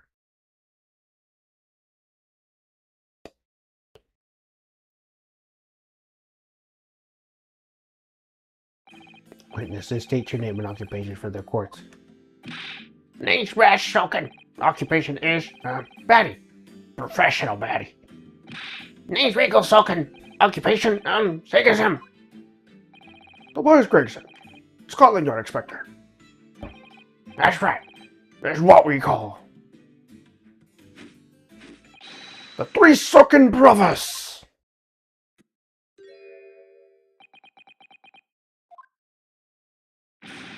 Why you looking at me for? Don't look at me when you lot. God blame this code, don't you know? Don't you know what gone through you? It's our older brother who's calling me every house. It's going every shady corner of the capital. And then last night we come across you. We pretty spit of broke, ain't that right, Ringo? He is nasty, he is. He's very spit of him. So we decided, Says on there's then what we got. What? Oh my god, I can't fucking do this. So we decided and there and then what we was gonna do. We was gonna call you the big bruv Shulky. Come on, let me out, you two. Sulky Sultan? This was before he ran out of chips. Oh, I can't do them. Well then, Inspector Sulky Gregson. Begging your pardon, my lord, but the name's Tobias. What I would like to know, Inspector, is what you were doing with these witness stand. Sulkin brothers are currently under arrest, my lord, on suspicion of theft. These are they? These three? No, my lord. Begging your pardon, but please don't let me in with this lot. 2 nights ago, the two brothers illegally entered the establishment with intent to burgle. In the course of their nefarious activities, they became embroiled with a far more sinister crime. By Jove, you mean to say what an extraordinary coincidence. Indeed, my lord. While attempting to burglarize a pawnbrokery, they witnessed the prospector's murder.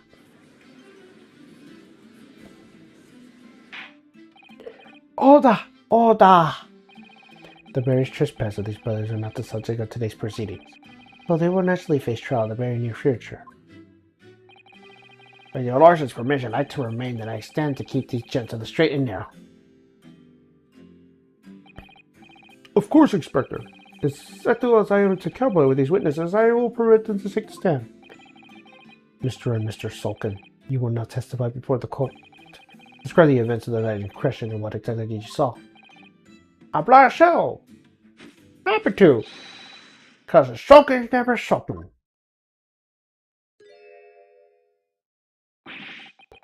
Get out of it. I can't do these soaking brothers.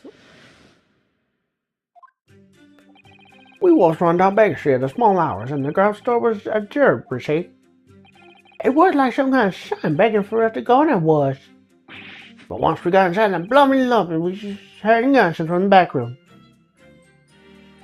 We went to see what was what, but the door was locked from the inside. We never done nothing, God, no, we didn't took nothing, we just let her nice and quiet. A terrible coincidence, it would seem. At the precise moment these miscreants entered the property, an even more sinister crime was afoot. The witness's testimony is consistent with his crime scene in every detail.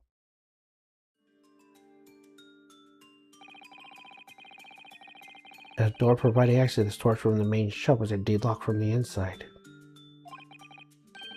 And within, only the victim and the accused were found.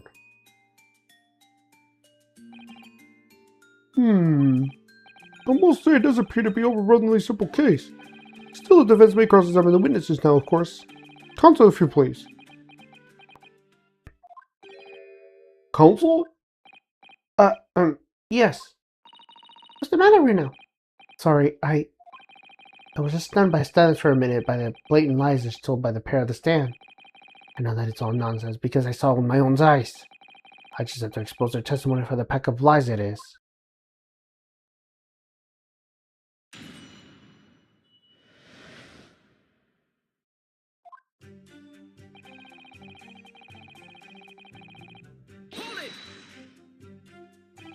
The front door of Winnipeg's was ajar, you say? What time of night was this? Must have been about 1, right, Ringo? Yeah, I say so.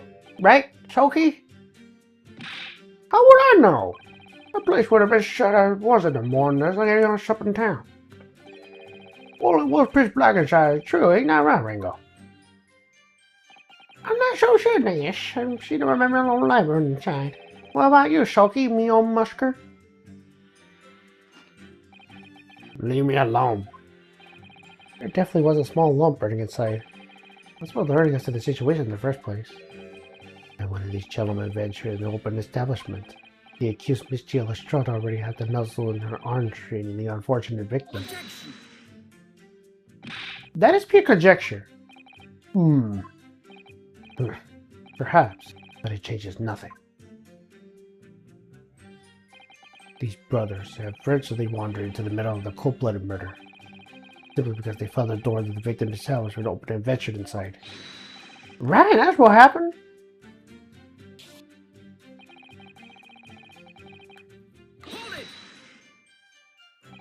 What are you trying to suggest? That you had to go in? Well, God moves in mysterious ways, they said, don't they, Rango? I do, Nash, I do. Must have been some sort of providence, I reckon. God's what often prevents itself from the winds of these, doesn't it? We weren't so wind, I'm damn sure of that. We weren't, Nash, it weren't, like they said at the time. You don't find doors shut in the middle of the night like that. Nah, there are 2 ways about it. It was a sign that my lost brother was inside. They're not very good liars, are they? Well, you can't deny it. They lessened a broke while we're there, bruv. I should cut it out. Those chips are getting a chompy today.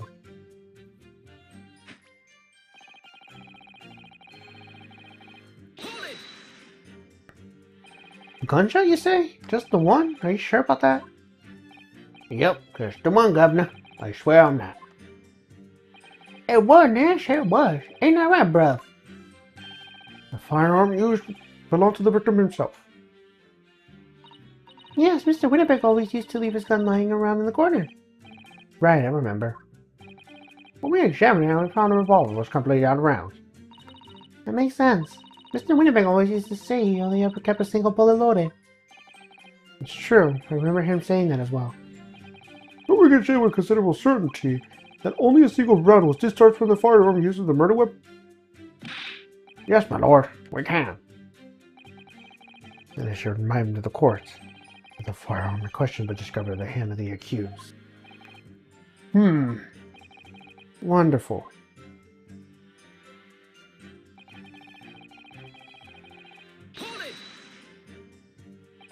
Do you mean the door behind the main shop and the storage room? If my learned friend is having difficulty grasping the situation, perhaps a drawing would help. Excluding the shop's entrance on the street, there is one other door. That is the storage room. Of course, there was only a little lamp inside, not much to say about it. And the door was hidden behind the curtain and all. That's right. When you arrived, the door was mostly obscured by the curtain. Tell me, why exactly did you try to open the door?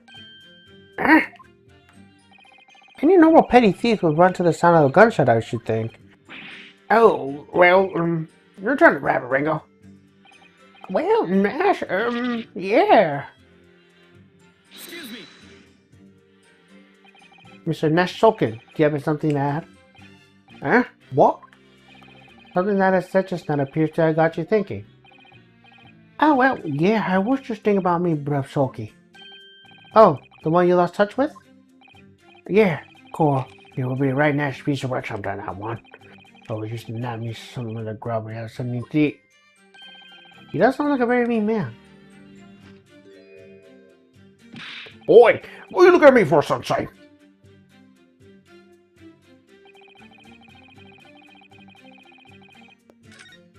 Hold it.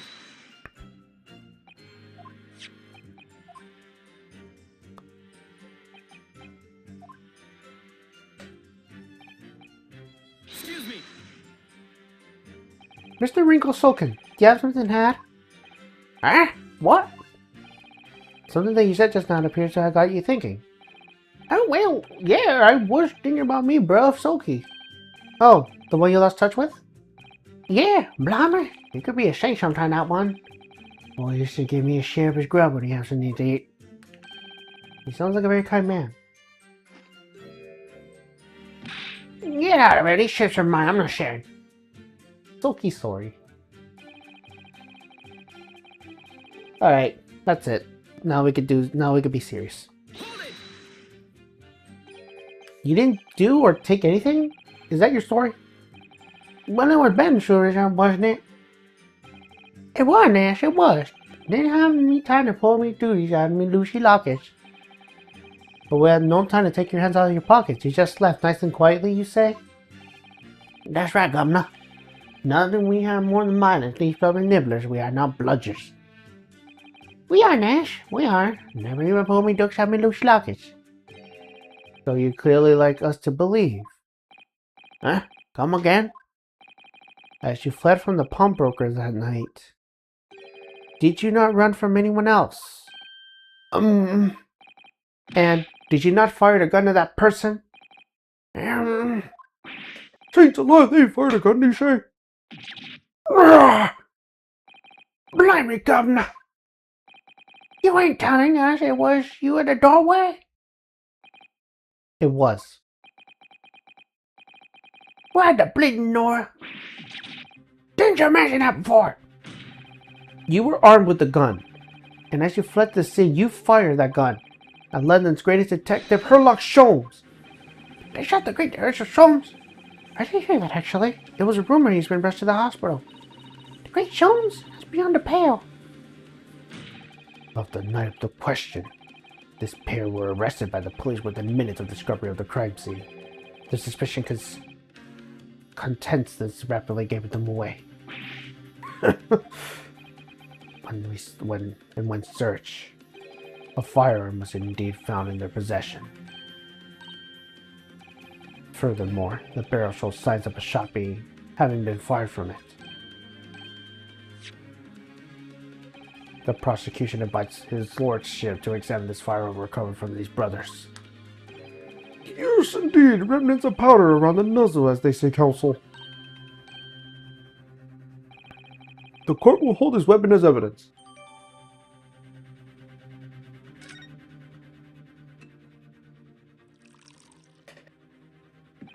Now, my learned Nipponese friend.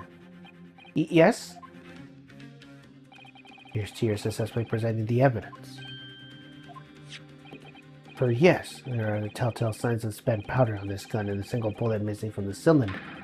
but the prosecution demands evidence it was fired at the scene of the crime when scrutiny under this trial. Well, I don't need evidence, because I was there. Objection! However, the rest of us in this courtroom were not. If the defense failed to provide evidence in support of his rash claim, we shall have no choice but to toast your incompetence and move on. Evidence that these two fired that gun before they left Windibanks that night.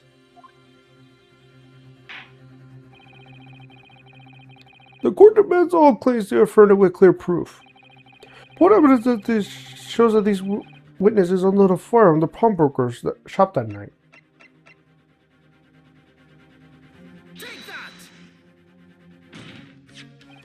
The evidence is in this portfolio.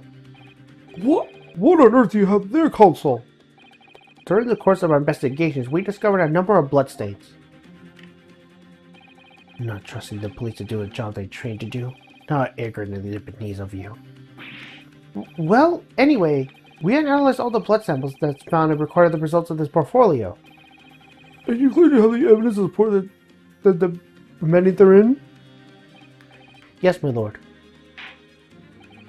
No more delling, counsel. Present the pertinent evidence at once.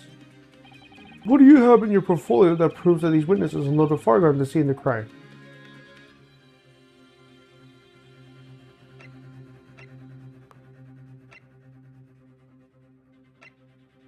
Take that! What is that? Explain. The photograph of print taken by Windibanks' pawnbroker on the day of the incident. From the scene of the crime, is it? Is that a bullet hole? Into my eyes do not deceive me. It appears a bullet is still lodged there. Yes, as your lordship noticed, the bullet pierced Mr. Windibanks' calendar. The date shown being the 16th of April, the very day of the pawnbroker's death.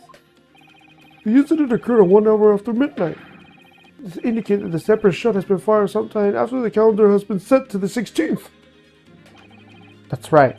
And while it was irrefutable, the defense believes that it's credible evidence that the witnesses did fire a round of the gun at the pawnbrokers that night.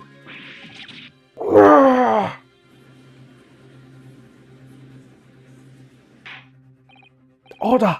How does the prosecution stand, Lord Ranzix?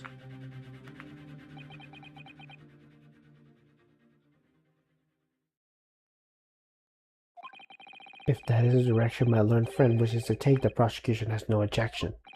What? But you'll forgive me for filling my hallowed chalice aside to discuss the repugnancy it exposes. Yes, on the ninth question, these brothers entered the pawnbroker illegally. And like the bold baddies they claim to be, opened fire on the new arrivals who were fleeing back onto the streets. Take it easy there, Governor. You're gonna land us to the soup. But how the dare you gonna let them win them cheat tails? Tell them, Shoki. Set the bloke straight. I have nothing to add. So he knew, did he? Van Zieks knew their testimony would almost certainly expose the extent of their crimes. It would seem now that I owe my learned Nipponese friend a word of gratitude. What do you mean? What I mean is that you have helplessly confirmed an important fact. To what fact do you refer, Lord Van Zieks? As we established the point of their arrest, a single shot has been fired from the brother's gun. However, if that shot found its target at Mr. Scholz, then clearly these witnesses cannot be accused of fatal shooting of the prospector of the victim. In other words, these two men have no material connection to the murder of Mr. Windibank at all. So that's it.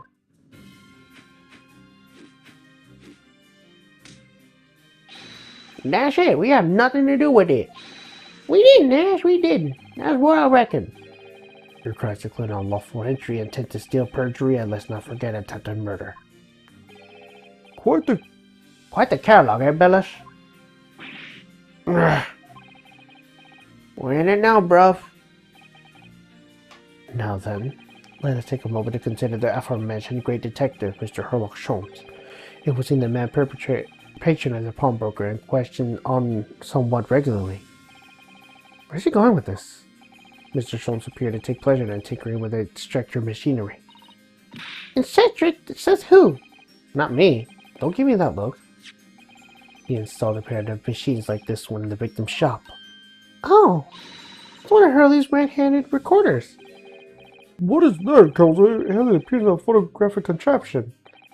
As your lordship had surmised, it is indeed a camera attached to the small timing device. Every half hour, it automatically photographs the interior of the establishment. The idea being that if the thief were to break in the shot, he would be caught red-handed. The prosecutors entertain the photographer takes the advice of the next question.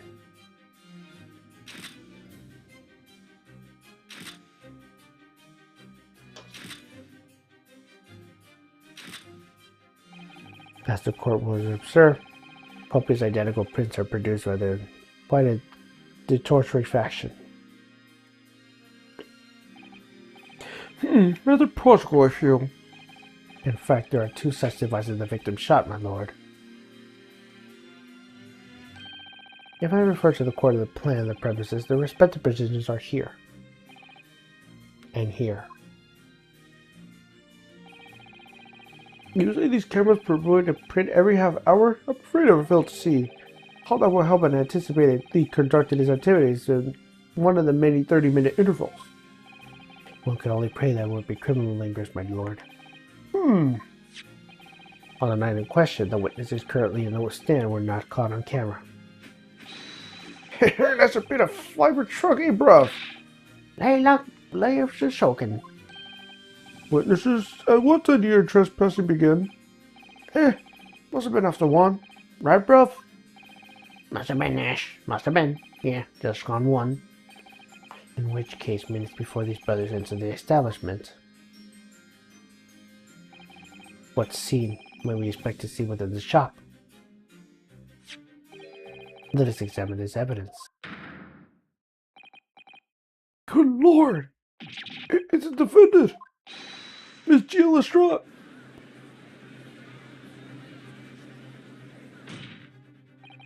As the court can clearly see, the accused is pictured, gun in hand, facing the victim over the shop's counter.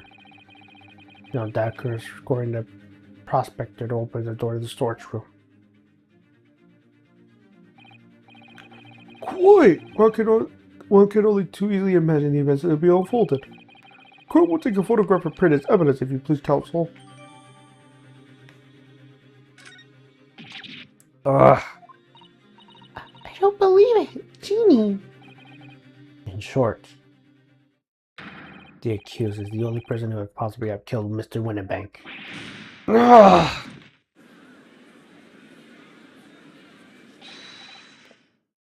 I say, my lord.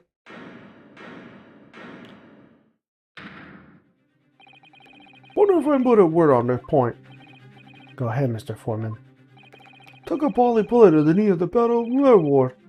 1880, don't you know? Decorated all that before to retire to service settler. Of course, a medal cannot never outshine the exploit of chaps like us in the battlefield. Yes, Mr. Foreman, and what exactly is your point? Carry on the battle after retirement, you see, the battle of daily life, if you like. And here I am now leading this small quadrant, 6 men, all good and true. And we all go down together, you mark my words, one and all, and all for one.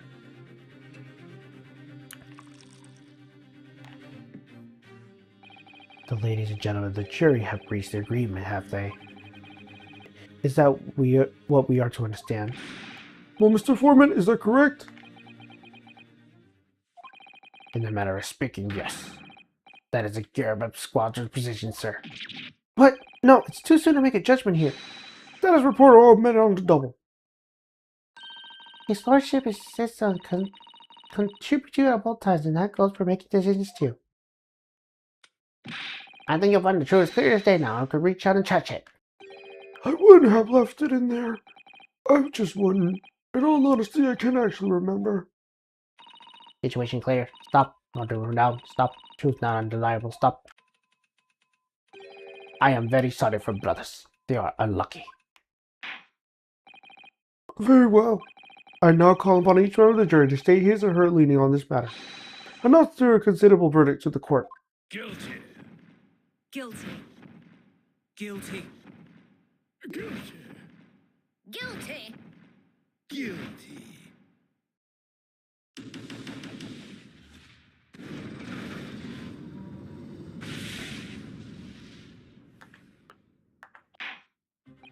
It does indeed appear the jury is unanimous of this learning already.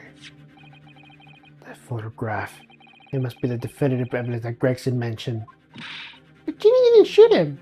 No, of course not. My lord, the defense wished to assert its right to a summarization examination. Very well. The court grants permission. So, you refuse to admit defeat again. How? Unsurprising.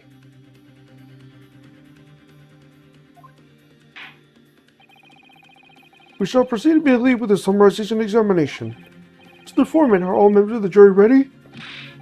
Absolutely, sir. We're always ready for action, my chaps. Very good. Ladies and gentlemen of the jury, you will each explain on what grounds you determined the defendant to be guilty.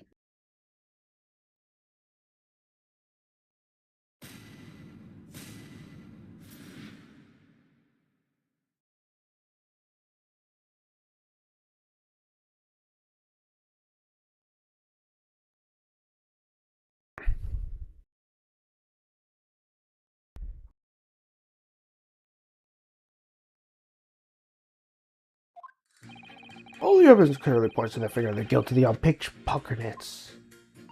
As a housemaid, I should like to see all filthy eyesores promptly and virtually eliminated.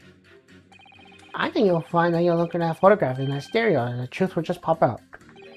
If I had left it in there, I should think there would be repercussions by now.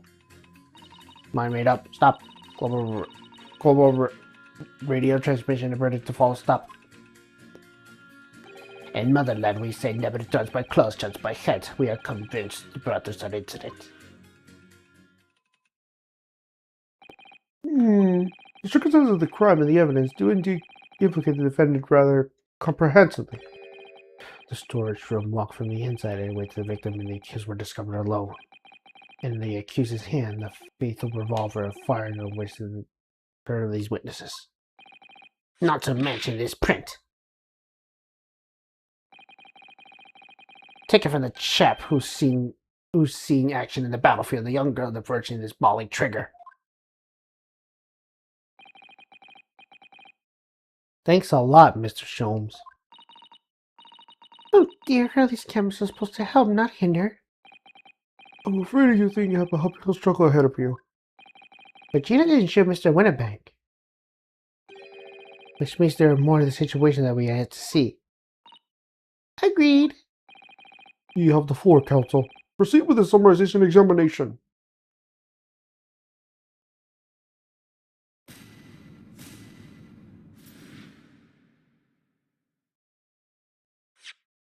Wrong button.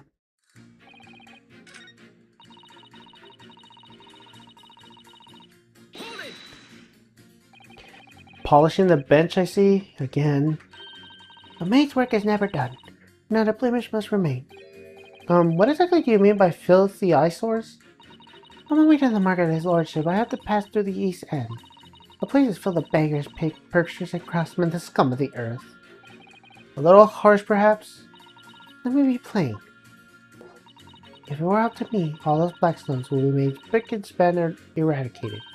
At least we have the people like the great detective working to achieve the important goals. You're referring to Mr. Herlock Sholmes? That's right. I like to keep a track of his exploits by reading ranks and menacing him between my duties. He does wonders, cleaning up London streets.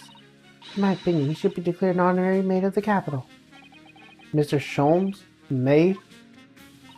It's really quite unforgivable. Gutter scum had the audacity to shoot our very greatest detective.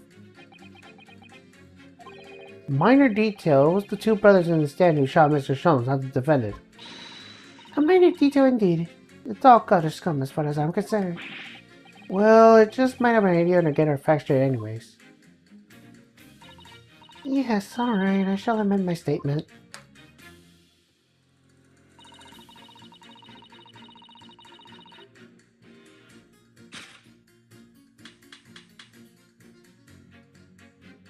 Objection! These two statements clearly contradict each other. Good lord! Counsel, explain yourself.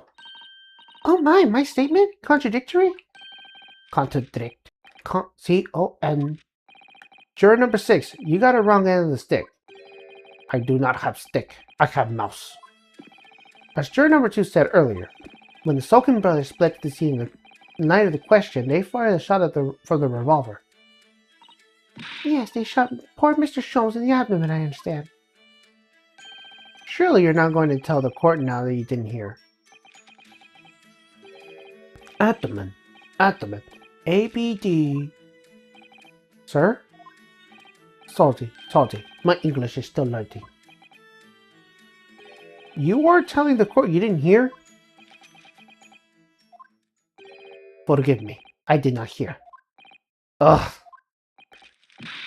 Ah, cutest word. Abdomen. Part of person's body contains stomach and other world's organs.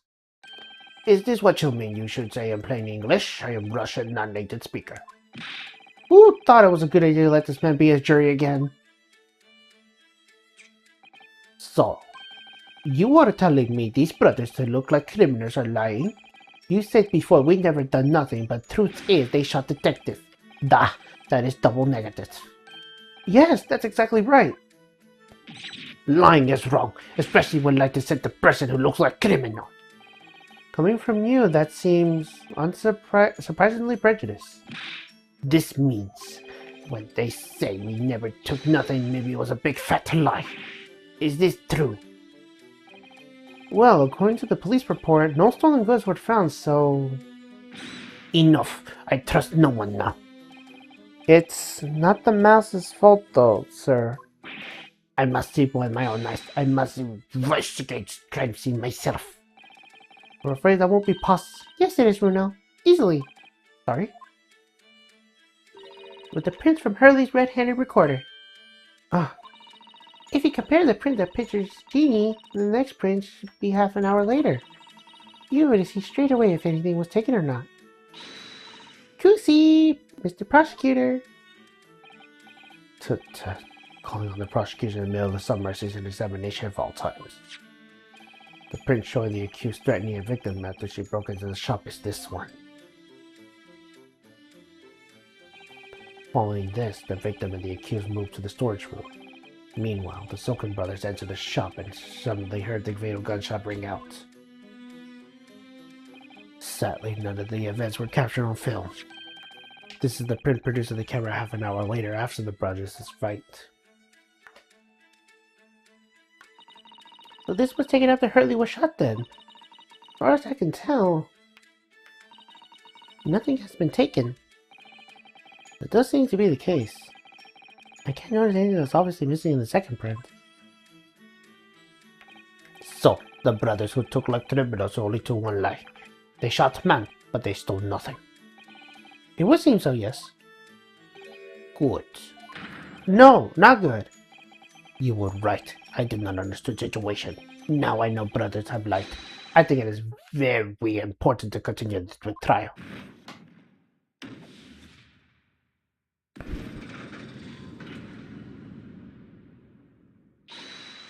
Yay! Well done, Runa. The balance is shifting. Well, that's a start, I suppose. There are more than what the jurors were saying that I could use to expose the truth. If I can do that, we might as well turn the situation to our favor still. Thank you, counsel. Continue with the summarization examination. And kindly hand the new protocol print to the bailiff if filed with that evidence.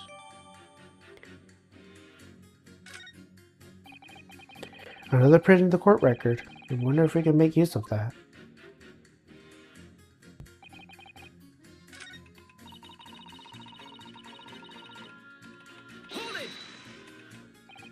Sorry, radio transmission? What do you mean?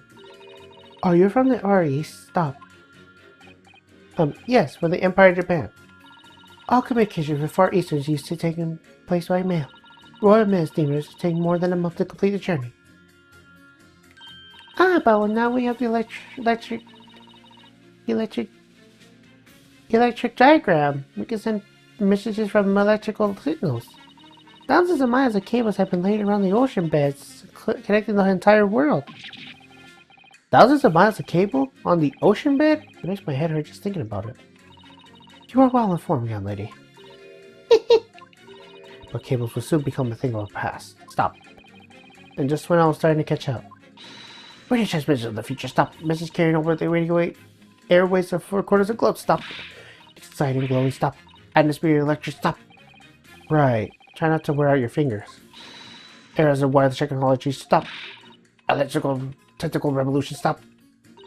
And people say inventions like the stereoscopes are the height of technology. What utter pitiful. I can't understand it, I really can't. They're all just silly toys. Excuse me. Juror number 3. Sorry to interrupt when you're obviously fuming, but... What? Do you perhaps have something to say about juror number 5's last remark? As if I couldn't guess? Oh, you bet I do! Say that again! Go on! I dare you! Goodness, are you talking to me? I think he might just be, yes. You think stereoscopes are just toys, aren't you, huh? Absolutely. I mean, really. A machine is viewable photographs in 3 dimensions. Why on earth do you not just use your eyes to look around the world around you? It's all 3-dimensional. What a great way to appease the man. No, I'm sorry. Stereoscopes are no practical use at all. You just don't know! Pardon? I think you'll find a view photographer print to another stereoscope can unlock all sorts of possibilities. I'm obviously going to have to demonstrate. What sort of possibilities? Well, take the crime scene for example. If you have better photographers on the crime scene that can view from the stereoscope, it can reveal hidden clues from you never noticed before. What? Have you got any, Bruno? Any prints we can look for the stereoscope? How about this print here? This should do the trick, I think. Take that. Alright then, juror number 3. Are you saying that you can do this with any 2 suitable photographic prints? Of course I can! Very well then, I'd like you to demonstrate. I'll be delighted to. Just give me one more print and I'll amaze you all. Take that. Alright, these 2 prints were both taken in the same camera when it begs of the night in question. Yes, I see. Tell me, Mr. Lawyer. Do you know how stereoscopic images work?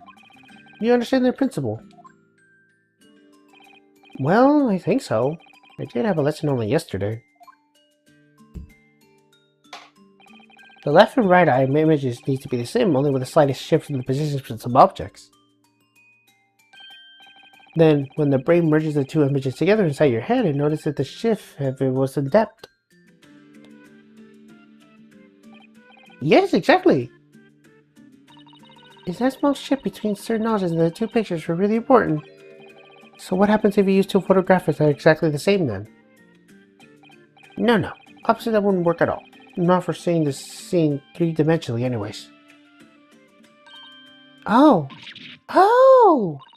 Of course, now I see. I think the young girl has discovered a secret. I have. Can you uncross your eyes before you tell me? Have a look at 2 pictures from Hurley's camera, Reno. Go on. Can you see there's a really obvious difference between them? Of course there is. There are 2 people in the first and no people in the second. Well, yes, you can see that straight away, but now... Try looking at the pictures in 3 dimensions. Alright, I'll give it a go. So to start with, you have to cross your eyes and then try to make the 2 pictures overlap exactly. Let's see if by crossing my eyes I'll make the quill pens from each picture overlap with the middle. Wait. Well, did you manage to see it properly, Bruno?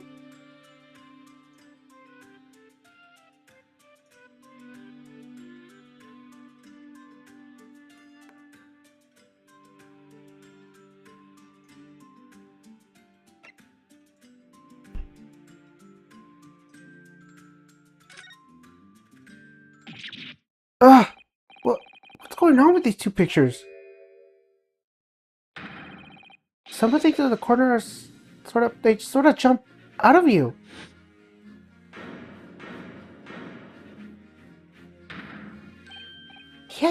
Yes, that's it, you see. That's the other amazing power stereoscopes. Other amazing power? Is someone going to explain this black magic?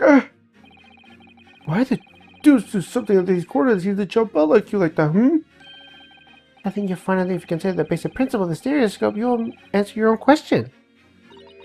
Basic principles of the stereoscope? As I said before, if you try to look for two identical pictures using the stereoscope, it won't work at all. It's a slight shift in the precision of certain options that let you see the pictures three-dimensionally. In other words, even though at first glance I see the options in the corner haven't moved at all between the two pictures, it shows that actually there have been some slight shift in their positions. Yes, there must have been. No fight there, sir. Got a reasonable grasp for this whole cross-eyed business now, I say. But why the devil does this shift between the two prints exist in the first place? Well, what's the answer, fellow? Come on, you're the cross-eyed master. What? Me? I haven't the first idea. You know, it's quite simple. It is?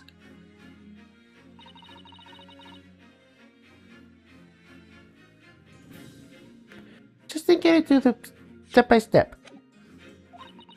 The first photograph was taken at 1 a.m. Then, 30 minutes later, the second photograph was taken. But the positions of some items in the corner appear to have shiftly sighted in the interim. So that means that sometime in the half-hour interval, someone must have tampered with the things on the counter. Soakers! Someone tampered? New information, stop! Not mentioned in testimony so far, stop! Yes. We had to go through circles a little here, it seems. But I'm starting to see what I should be aiming at in the summer season examination now. Ladies and gentlemen, the question now is clear. We know the items of the countertop were moved, but by whom? Are you suggesting you might know? Of course. I can tell you right now who is responsible for almost insearchable shifts of the items in the corner.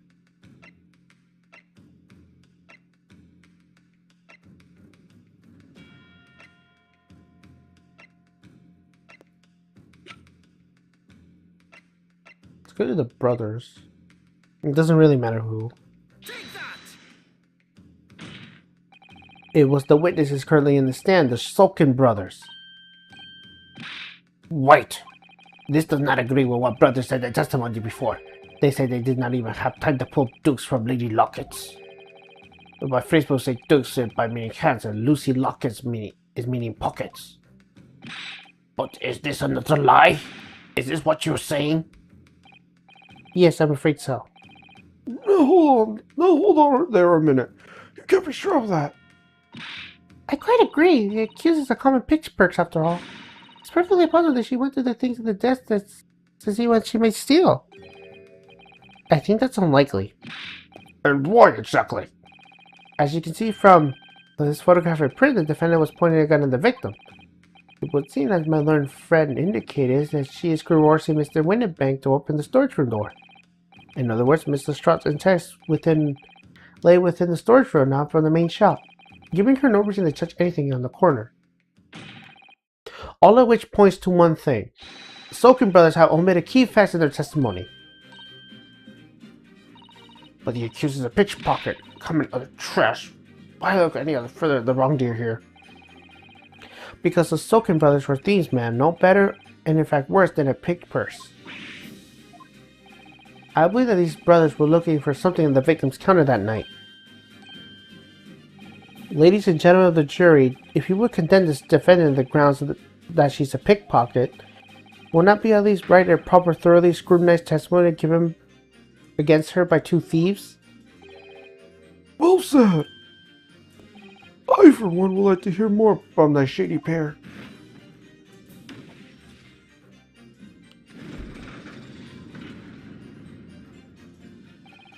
You all see now?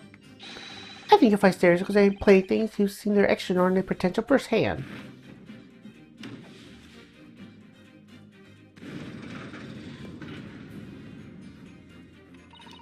Pulse out of the stop. Must purchase after trial, stop. Will return home after Reagan Street, stop. Yes, we did it.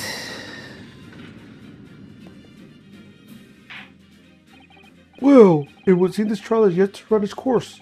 The ladies and gentlemen of the jury have declared their indications via the mighty scale of justice. I hereby call this summarization examination a conclusion with the balance altered by the defendants' favor. 2 lenum guilty, 4 uniform not guilty. Accordingly, the jury is without continuance.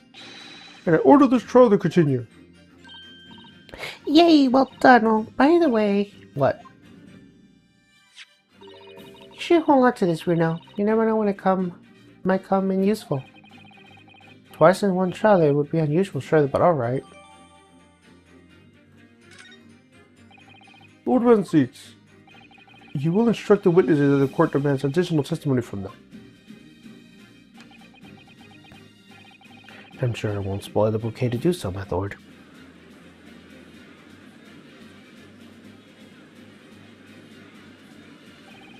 I want myself another chance to probe the pair about the activity that night at least. And I won't stop probing them until I prove that Gina is innocent.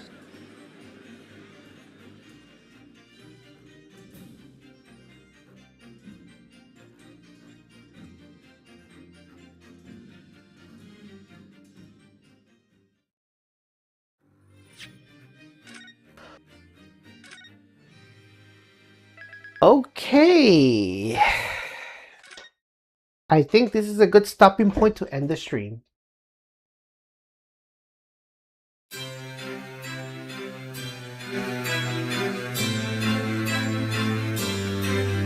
Well, and there will be no raid targets here.